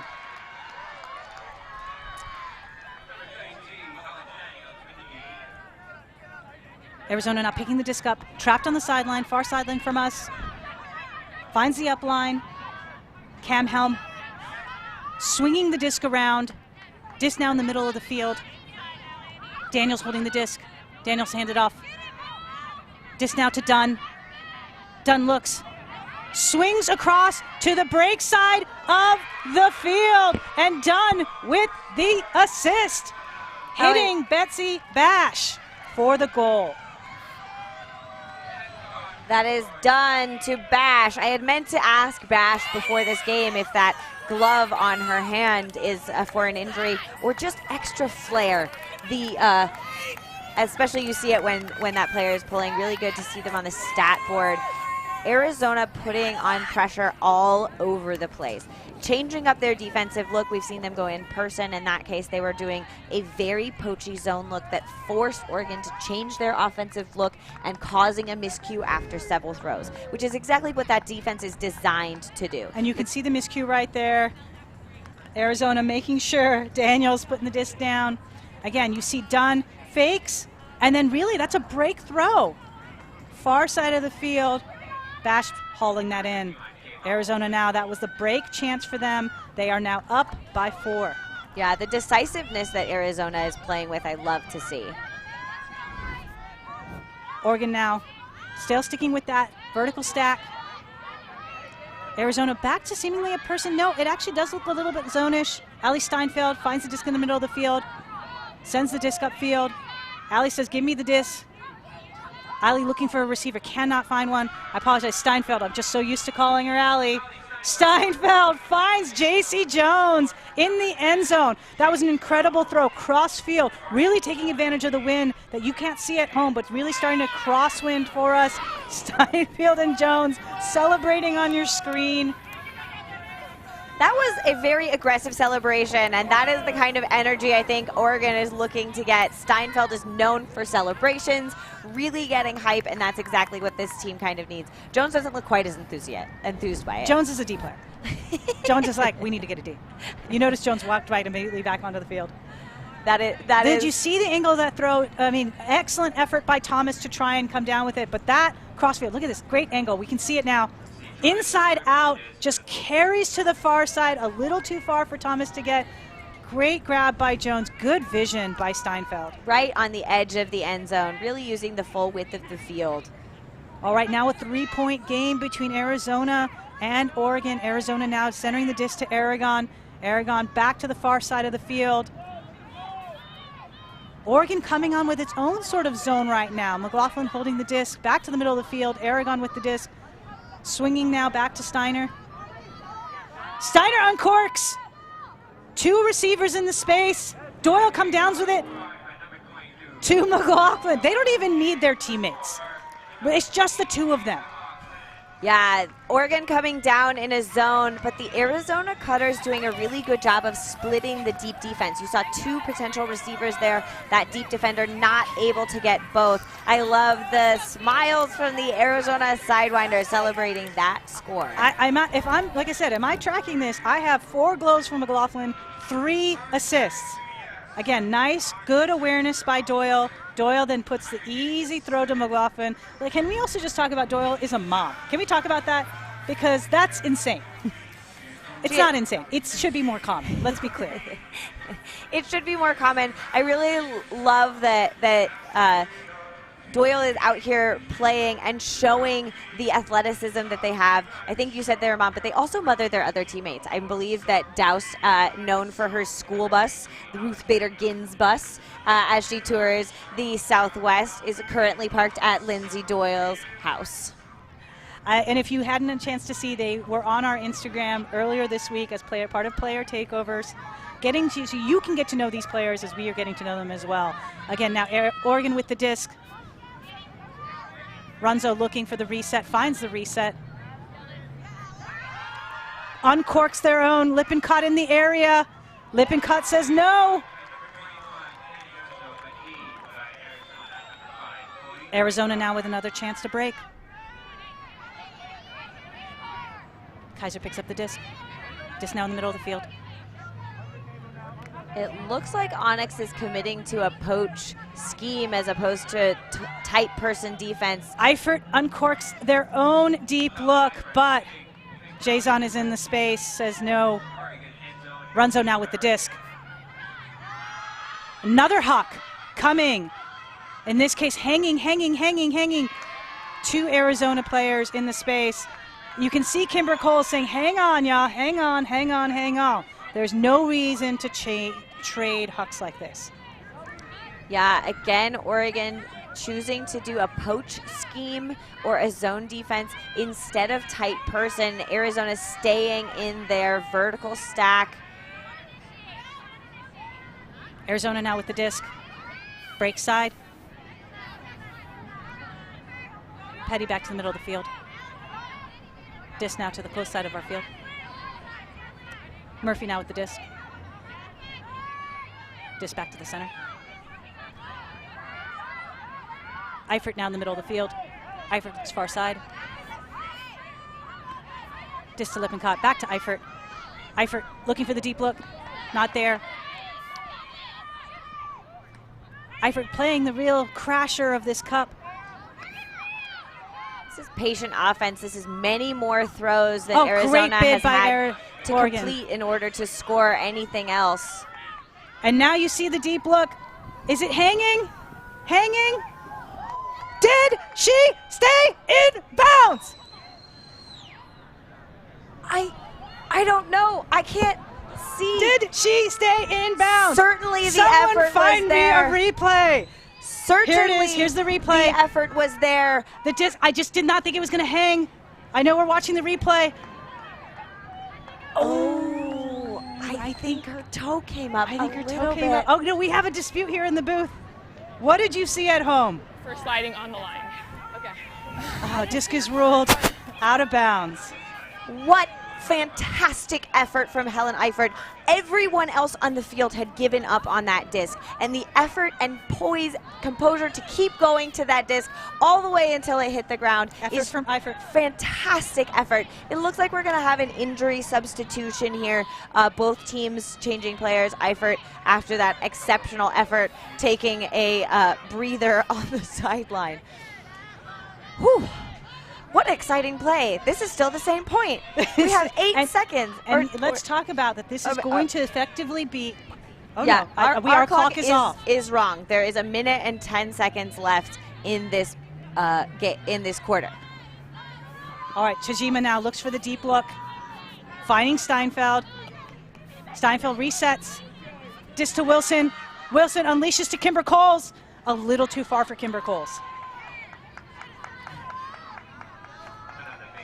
Cole signaling she wants that disc a little bit lower. As the wind picks up, it's affecting the throws a little bit. Arizona now picks the disc up. Resets to the big side. Disc now back to the middle of the field.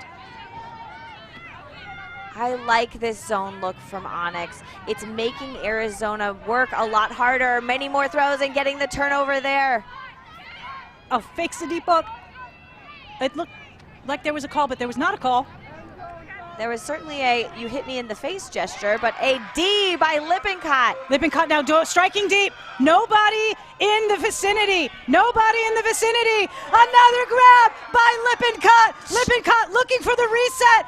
And the score from Arizona off another incredible Lippincott grab. Lippincott here to make a statement in their last game of the year. You can see the emotion on Lippincott's face. You know what this means to Arizona. They understand the weight of why they are here. They are representing a community. They're representing a state. And Lippincott is putting that weight on their shoulders and says, I can carry it. That is just such phenomenal athleticism. The trust throw from Dunn, the absolute effort to get that full extension layout. We saw the effort from Helen Eifert earlier. This is an Arizona team that does not give up on the disc. We didn't see it as much in their game yesterday, and they came out today to prove that they have the mettle to keep fighting in this game. It's got to be so hard for Oregon Onyx to battle against momentum like that. Both of us in the booth are absolutely shook. We are standing. Shooken. We are standing right now. That is a 5-point lead now for Arizona. Okay, if you are Oregon, you are now taking advantage of what was an unfortunate pull. You are about 25 yards outside the end zone. Disc now back to the middle of the field. I think it was a choice. I think they chose a roller pull. They may not have gotten the team out in time. Tajima holding the disc, looking for the reset. Barth now with the disc. Barth fighting Sherwood. Sherwood finding Tajima. 5 yards outside the end zone. Sherwood striking upfield. Tajima to Sherwood. Tajima to Sherwood, getting a very needed hold to go into this fourth quarter. And that is how we end the third. We lost track of the clock. That is how we end the third quarter. We are now entering into the fourth quarter. Now with Arizona up by 4 after the Tajima to Sherwood give-go motion. We've been waiting for that all day. We finally see it. Now the question is, will Arizona be able to continue to hold this lead into the fourth quarter? Again, leading by 4, have taken back some of the lead that they had. Again, out of half, we were 9-8. We are now ending this quarter at 15-11.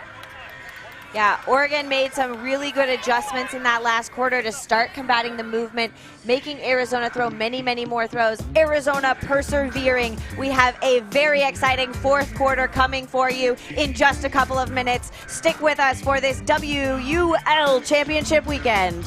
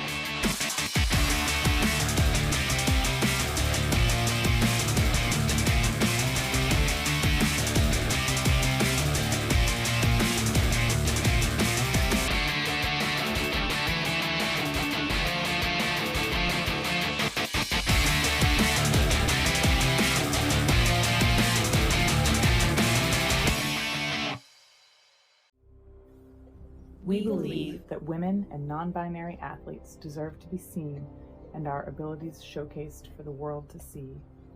We believe in perpetuating Ultimate by establishing professional teams and developing future generations of players. We believe players of all identities and backgrounds deserve an equal opportunity to be recognized and lauded for our achievements in our sport. We believe in sustainably and responsibly creating equitable and accessible avenues for women and non-binary athletes to join and participate in our sport. We believe that being transparent, open, and responsive to criticism is critical, and that there should always be space to fix our mistakes, grow, and be better. We are the Western Ultimate League.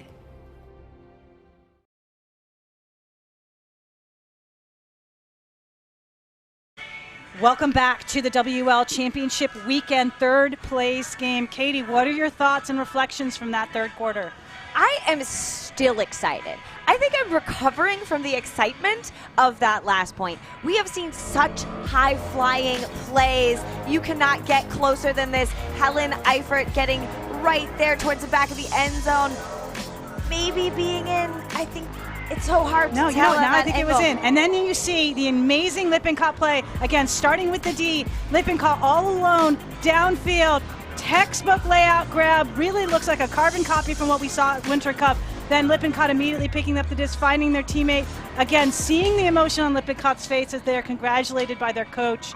This is an incredible opportunity for these athletes, y'all, and we are here for you. We are here because we want your support, and we want to bring this back to you next year. So if you are having a good time, if you are hyped, as much as Katie and I are hyped right now, consider supporting and donating. The cost of what would be the ticket, $30 for today's broadcast.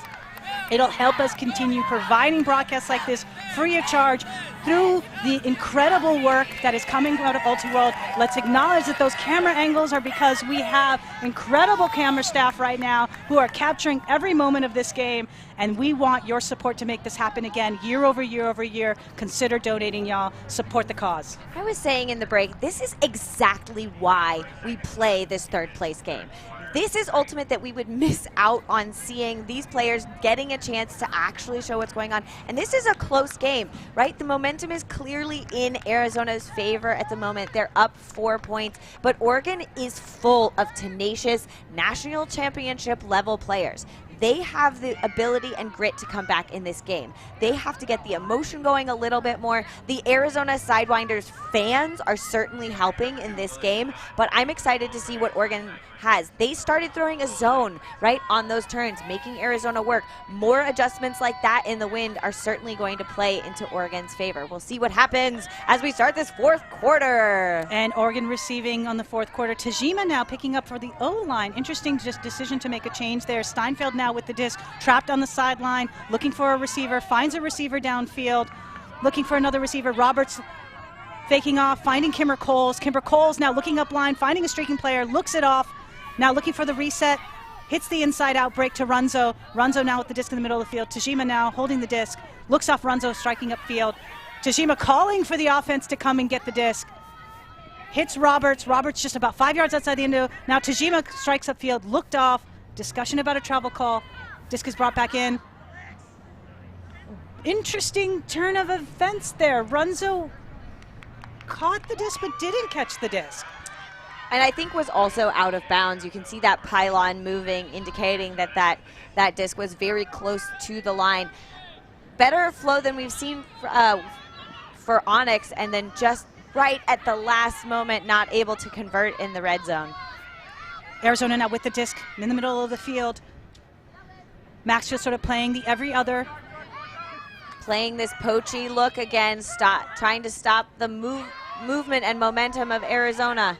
Murphy picks up a disc, hands it upfield, looking for Eifert. Eifert with the grab and the break.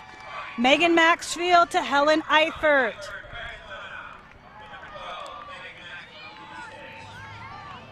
Yesterday when we watched Arizona play, they were getting Ds and then they weren't able to convert the breaks. And that is not the storyline we are seeing today. Those players making plays, not giving the disc back when they have the opportunity to score. If I'm not mistaken, Eifert's first opportunity to get on the board. Really nice pickup grab there initially to cause the score. Murphy grabbing that disc to Eifert. Eifert with the kick spike. Arizona has to feel good now, having just added to their lead. Very much, but there's still 10 minutes left in this game. Finally making those connections. You can see on the Oregon sideline that they're conferring with each other, starting to make adjustments in between. These are short points, right? We're already starting the next points. So there's not a lot of time usually to make adjustments, but Oregon trying to make the best of it. A short pull for Oregon to try to convert this offensive possession. Sherwood picks up the disc a little bit before half field. Again, you're seeing Arizona come into that sort of saggy zone look. Sherwood now disc in the middle of the field. Eisenbray back to Sherwood. Sherwood fighting Barth. Barth fighting Eisenbray. Eisenbray swinging to the far side of the field, looking for Bishop. Arizona tries to close, cannot come down with it. Sherwood striking upfield. Doesn't find a receiver downfield right now. Has to reset back to Bishop. Bishop back to Eisenbray. Eisenbray back to Sherwood. Sherwood looking. Can't find what they're looking for. Barth back to Bishop. Bishop, just an overthrow just as they got to the end zone. Egan not able to haul that in. Oregon is not able to move it up the field. That last 5 yards is proving very difficult for them. When they've hucked and gotten in the end zone, they've scored, but as they've gotten closer, right, as Arizona's defense is forcing them, they just aren't able to convert. Doust going deep. Big bid, but not able to reel that one in. Doust with that bid. Oregon already with the disc, looking for a receiver. Eisenbray holding the disc. Finding, nope, doesn't hit Sherwood. Swings around. Barth tries to swing to Bishop. Bishop calls an injury. Unforced turnover there. Really good effort by Bishop.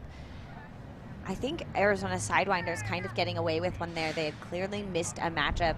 Petty was coming from the backfield to guard that absolutely open player. We can see the trainer is rushing onto the field to help here. Maybe a concussion injury. Yeah, Bishop did hit the ground a little bit oddly there. Yeah. And certainly something we want to be conscientious of and careful of. So yes, the trainer rightfully out there talking to Bishop right now. But even in this moment right now where we have a chance to breathe and just really reflect, you know, Oregon, to your point, right, Katie, does a great job going 75 yards, but that last 5 yards just have not been able to find an end zone discipline that they need to just put those scores finally in. Yeah, or they get close and aren't committed to getting into an end zone set. We saw them run an end zone set yesterday. They clearly have one. They just haven't been able to get into it and get settled. This pressure from this third place game, wanting to perform, they're just a little bit flustered, and that is showing itself in that last 5 yards. Arizona now with the disc done, holding the disc, looking off Thomas, finds the inside out break. Another inside out break. Cam Helm holding the disc, shooting towards the end zone. And a drop from Doust. Doust open in the end zone, just not able to connect and really catch that goal. Yeah, it's a gift for Oregon. We see a hammer to the middle of the field. J.C. Jones now holding the disc, handing it off to Sherwood. Sherwood still looking for someone to go deep. Again, that is what Sherwood wants. They want someone striking deep, and they're not seeing it. J.C. Jones completely unmarked right now, looking for a reset, finds a reset in the middle of the field. Barth now holding the disc. Barth looking for Sherwood. Unable to hit Sherwood. Throws a deep look to no one. The committed defensive pressure from Arizona is really impressive. They're shutting down the players that are trying to be the resets. Again, Oregon doesn't have a reset handler that usually should stay out, and just a missed throw. No, I think that was just an uncharacteristic drop by Dunn, and we are seeing a timeout being called. Oregon clearly wanting to take a chance to talk about it, perhaps put some new players back on, and reset their offense. Those cutters did look tired. We talked about the fact that there are not options. There are just not options for those deep looks. Those cutters are looking tired. They don't have the resets. They're having to run many undercuts because their offensive set doesn't have a reset handler out. And in this 7-second stall count, that's a lot of cuts to run. It is a lot more cuts than maybe many of these players who are used to a 10-second stall count cutting pattern realize. Maybe so, but again, it was something that we're clearly successful at through the entirety of this season. And you know, this is the advantage of film, right? Now you had a bunch of teams getting a chance to scout this and make the adjustments that you can as the consequence of just having all of this footage available to these coaches. You know these coaches have been sitting watching film. I know, Katie, you watched a bunch of this film as well, getting ready for this weekend. I mean, the advantage that we have of bringing these games free of charge to you all at home is not only the ability for these coaches to scout, but also for you all to learn at home. Katie's been pointing out many instances in which we have seen just excellent textbook offense and just great tenacious defense. And if you are a young player looking to improve your game, really, this is an opportunity to look at this footage and see some of these great players and how they succeed on the field. Yeah, Claudia Tajima on the field trying to pick up, moving over to a more offensive position, which is, I think, traditionally where they've played on other club and college teams, that offensive handler role, being pulled to defense for Onyx and now back to offense to try to kickstart their comeback. And Tajima immediately with the break to Runzo. Runzo finding Zajan in the corner. Zajan now looking for a reset, finding Steinfeld. Steinfeld now holding the disc, looking for Tajima. Puts it up a little, but Claudia Tajima holding the disc, looking for the upline, not seeing it. Now centering back to the middle of the field. Disc is now holding the middle of the field. Tetla fighting Zajan. Zajan looking for the reset, looking for someone to come. Centers back to the middle of the field. Runzo holding the disc now. Runzo looking for someone. Tajima committing to the open side, looking for a streaking up line. There it is. That's the score. They finally got in an end zone set. They were able to run those cuts from the front of the stack. Tajima cutting to the open side, and then Runzo cutting for the final catch, the final score, breaking the curse of those red zone turnovers and finally getting back on the board. And you can see, again, it's just a commitment to running the set. And that's what you really need in a case like this. It just commit to running the set and you will find success. Tajima really generaling that point. I actually do think Tajima normally plays D, so I think this is a switch. All right, fine. Someone tells us, one of us is right and one of us is wrong. You all have to tell us. Yes. There's, I'm sure, plenty of college and club footage to prove us right or wrong. Right. Again, now that gives Runzo 1 goal and 1 assist on the day in this final quarter of the third place game on championship weekend here in San Diego. We thank you for tuning in to our third place game between Oregon Onyx and Arizona Sidewinders. Arizona Sidewinders on offense right now, getting the disc almost to midfield already, finding Lindsay Doyle at the middle of the field. Lindsay Doyle looking for a streaking defender, a streaking receiver, back to Aragon. Aragon back to Doyle. Doyle looking, resets back to Steiner. Steiner hitting the inside out break. Oh, that disc floating, couldn't come at, tried to get a second attempt, and Egan saying no. An opportunity now for Oregon. It looks like there's a cramp. Is that Doyle? That does look like Doyle. I was going to say before we started this point, this is a must score for Oregon Onyx. The time is ticking down. We have 6 minutes and 11 seconds left in this game.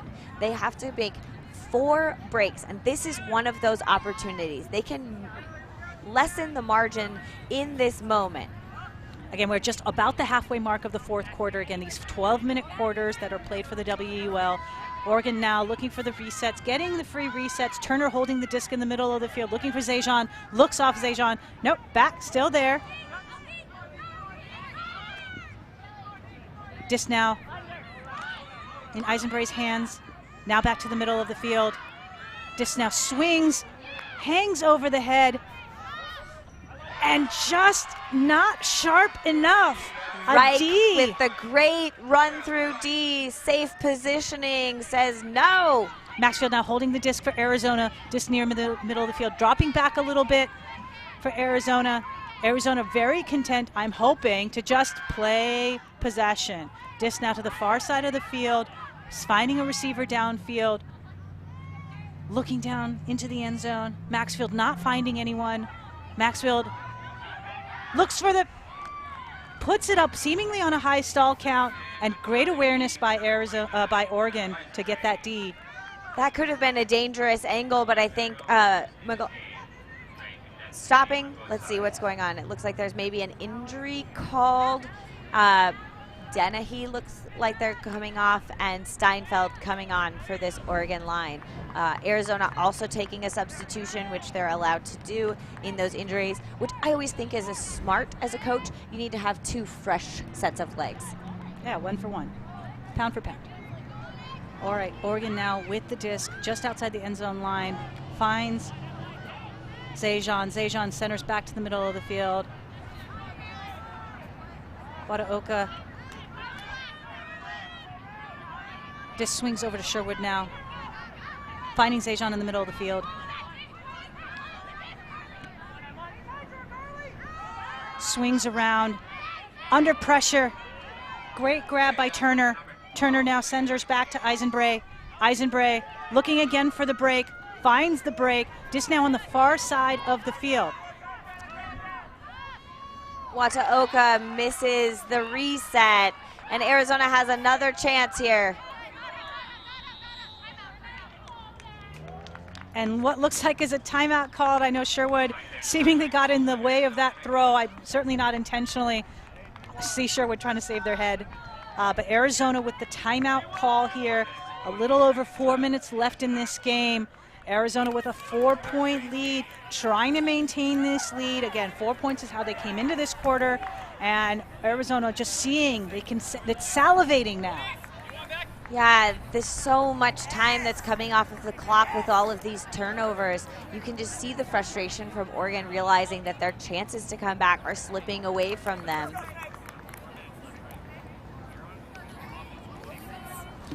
And again, if you're thinking about last night and we're thinking about these players, you look at a player and a team like Oregon, and you have playmakers like Roberts, who, to Roberts' credits, 3 goals, but all coming in the first quarter.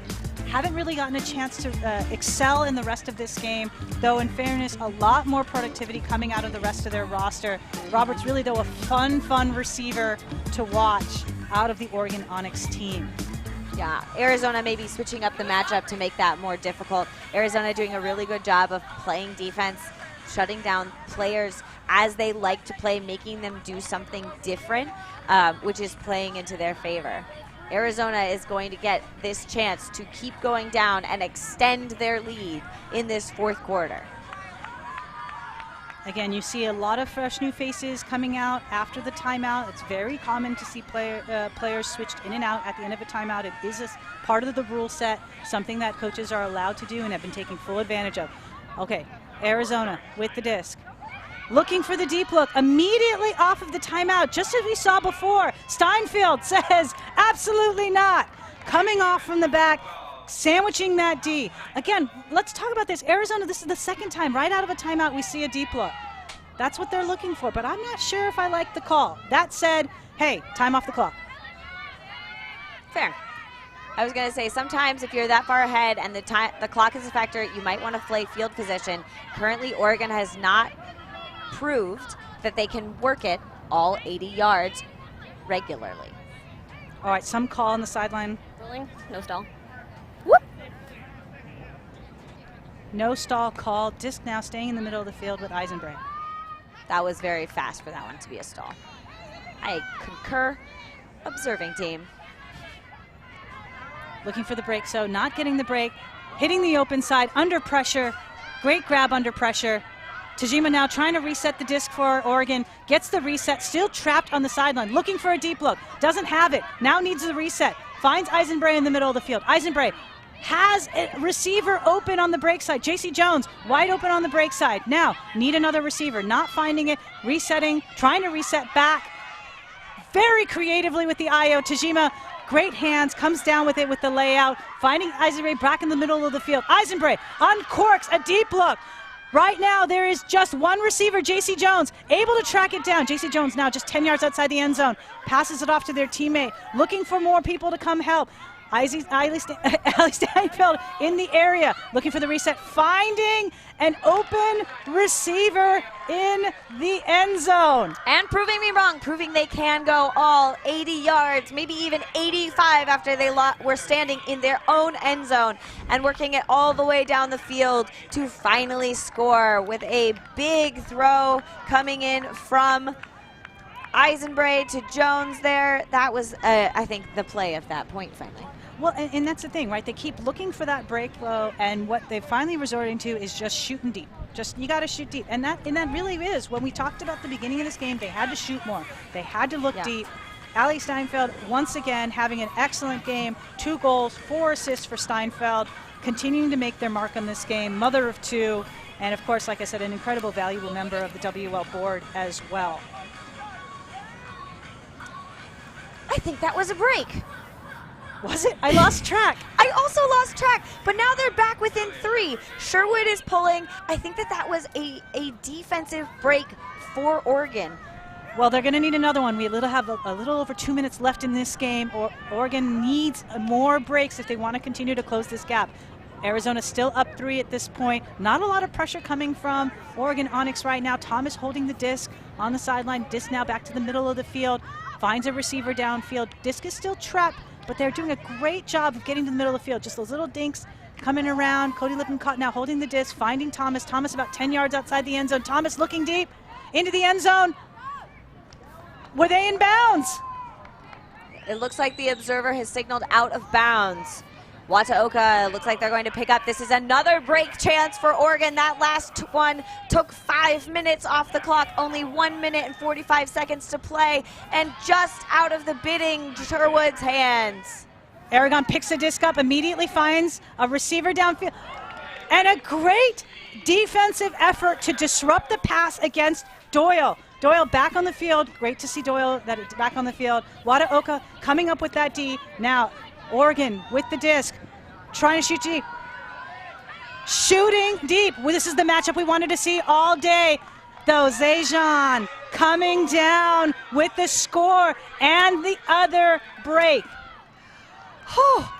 What a momentum shift from Oregon, coming back to bring it within 2. 1 minute and 25 seconds left on that clock that we have on our game, because clock stops when the point ends. Really wonderful effort. That is the kind of break that we wanted to see. Wataoka wanting to, they're just outside, I think, of that back line. Great grabs here from Bishop and a point. Just that throw is so great out to space. Zajan putting on the afterburners to run that down. Didn't even have to lay up. Zajan is too fast. I'm too fast to lay up. All right. Now we are a little bit over a minute left in this game. Minute and a half, minute 125 left in this game. Oregon now looking for another break opportunity, clawing their way back into this game. The lead was 4. It is now 2. Arizona picking the disc up. Again, their incentive is to play slow. I really want to coach them right now. Arizona with the inside-out break, finding another inside-out break. Dietrich unguarded. Oregon settling from their poach now into a tight person defense. Aragon finding a receiver downfield, looking for Eifert. Eifert looked off. Eifert comes back to the disc. Sees 2 receivers, and it finds an open receiver on the break side. Really great job by Eifert to see that the D collapsed on the trap side and then sending the disc to the break side of the field. I have even missed who they threw it to. I do believe it was Daniels. I think that Oregon knew that they had a chance to try to get that. They were playing very aggressive D, trying to get, they were doing switches. You can see the switch there by Steinfeld on Eifert, which leaves that break side open, but they had to stop the open side cut, which was still open. I think that the quick movement by Arizona there just didn't give Oregon the defensive chance that they wanted. And now with 45 seconds left on the clock, if you are Arizona, one, you got to feel good. But if you are Oregon, 48 seconds left on the clock. My apologies. 48 seconds left on the clock. If you're Oregon, you need to have a pull play. 15-second pull play. That's what you need right now. Yeah, we've seen a lot of these players out. You can see Kimber Coles on the other side, bent over, and we have Bash again to pull.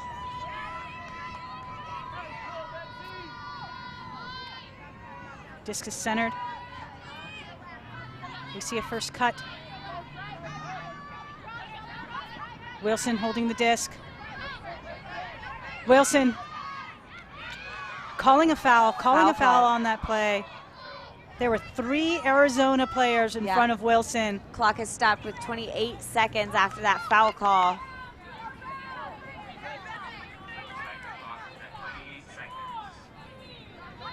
And we're using the pre-stall. Now we see a blade that's just too short for Kimber Coles. Arizona now in the time to celebrate so long as they can maintain possession for the next 20 seconds. Arizona hopefully aware of the clock. All they need to do is reset, reset, reset, and they will be into the 3rd place game. They will be our not our champions. What an incredible D by Bishop. And then you see a deep look being thrown by Wilson. Second effort, just can't quite get it. What an incredible last effort there by Oregon. And with that, Arizona, the improbable team to enter into championship weekend, is now your 3rd place finishers here in the inaugural WUL season. Congratulations to Oregon. What an incredible season for them. And for hats off, of course, to Oregon. Hats off to Oregon, who had an incredible season. I'm sure are going to look at this and say we want more next year. And again, for those of you watching at home, if you've been enjoying what you've been seeing, these games provided to you free of charge, consider donating the cost of the ticket. It was $30 to be here this weekend. Consider donating that so that we can continue to bring you this again next year. Congrats to Arizona. What a complete team win by Arizona. Absolutely, top to bottom, the effort was there on every single point. Oregon had a couple of miscues, couldn't quite deal with that pressure with their offensive set, and just had a slightly too many turnovers and a little bit too late. That last effort from Aubrey Bishop, I want to say that D was incredible in the last 2 seconds of that game. But let's be clear, Arizona's success, in no small part to McLaughlin, ended this game with 4 goals and 3 assists. You're getting to see a little bit of the highlights of the McLaughlin play just from today. It's her own package. That's how many plays McLaughlin made today. Really, clearly someone who helped this Arizona team succeed, find success here at championship weekend, established that they were a team that was worthy of attending this championship weekend, and credit again to what an incredible game by McLaughlin in particular. Now that said, we're going to go down to our sideline, and I can't tell who we have down there. I think that's Aragon that's going to be down there for our end of game recap. Hello, and down here on the sideline, I am here with LP Aragon after an incredible finish to championship weekend, earning Arizona Sidewinders the 3rd place spot. Just wanted to ask, first of all, congrats, and what a great game of Ultimate. We saw a huge energy shift today, and I'd say that Sidewinders were in control of the game from the very beginning.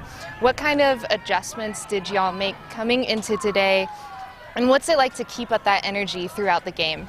Great question. That was actually our focus, was energy going into this game. We felt very flat yesterday, and we talked about it last night, and we decided that coming in today, we wanted to make sure we were in control of 2 things, which was running out to every single line, no matter what, and that we were just picking each other up, whether we caught the disc, whether there was a D, whether there was a score in the end zone, no matter what, we were building our own fire and building that energy, and we were able to sustain it for the full 4 quarters, which is something we've been really trying to do the entire season, was build for 4 quarters, so we're really proud of that.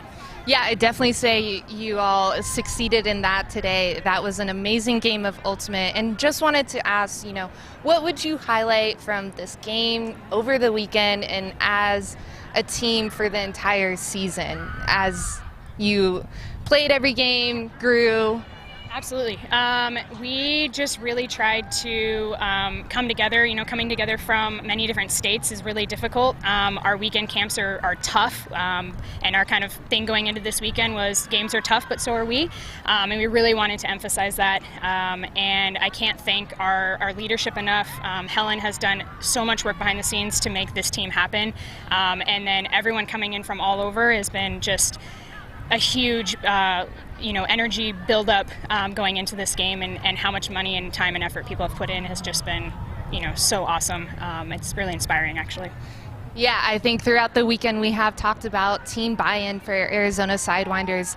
As you said, all these different players coming in from different states, and how throughout the season Sidewinders have felt like a unit. One last question. Are y'all going to the beach to celebrate this win? I think there's some people who are definitely going to dip in the ocean before driving back to the desert. So I know we want to cheer on the championship game as well and support the WUL. So we may do a little bit of that, and then we may take a quick dip before heading back to the desert. So, yeah. Sounds good, and thank you so much for joining us. And again, congrats on the win. Thank you very much. And back to you upstairs.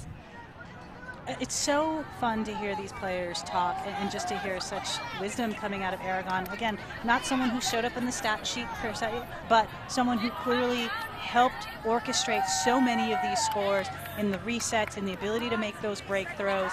Aragon really just a class act.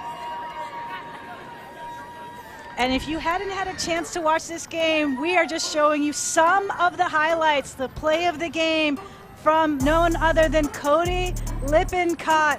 These two incredible grabs. Again, the second grab starting off with the D, open space, and just the clean layout.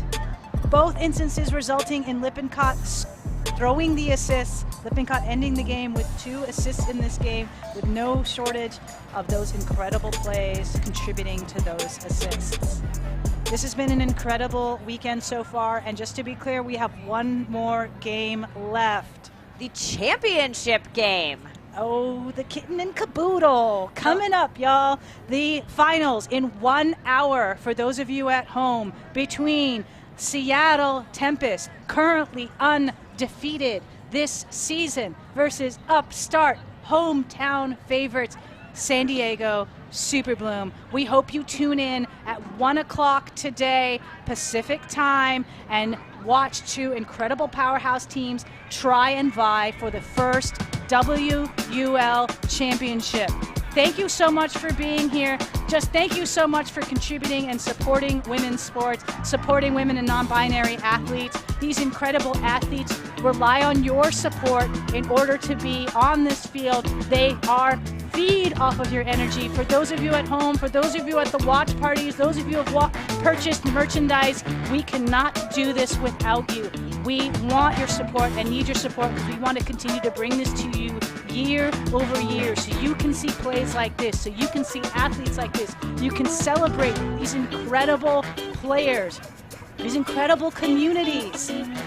It has been such an honor to work alongside this female and non-binary commentary crew, our majority female camera crew, our all-female observer crew, and really behind the scenes, the WUL board putting in a lot of work to make this happen. And this is the fruit of their labor, the absolute moments you get to see on film like this. Thank you for joining us, and we look forward to seeing you at the championship game. Again, as a reminder, 1 o'clock coming at you Pacific time, the finals between number 1 seed Seattle Tempest versus number 2 seed San Diego Super Bloom. Who will take home the crown?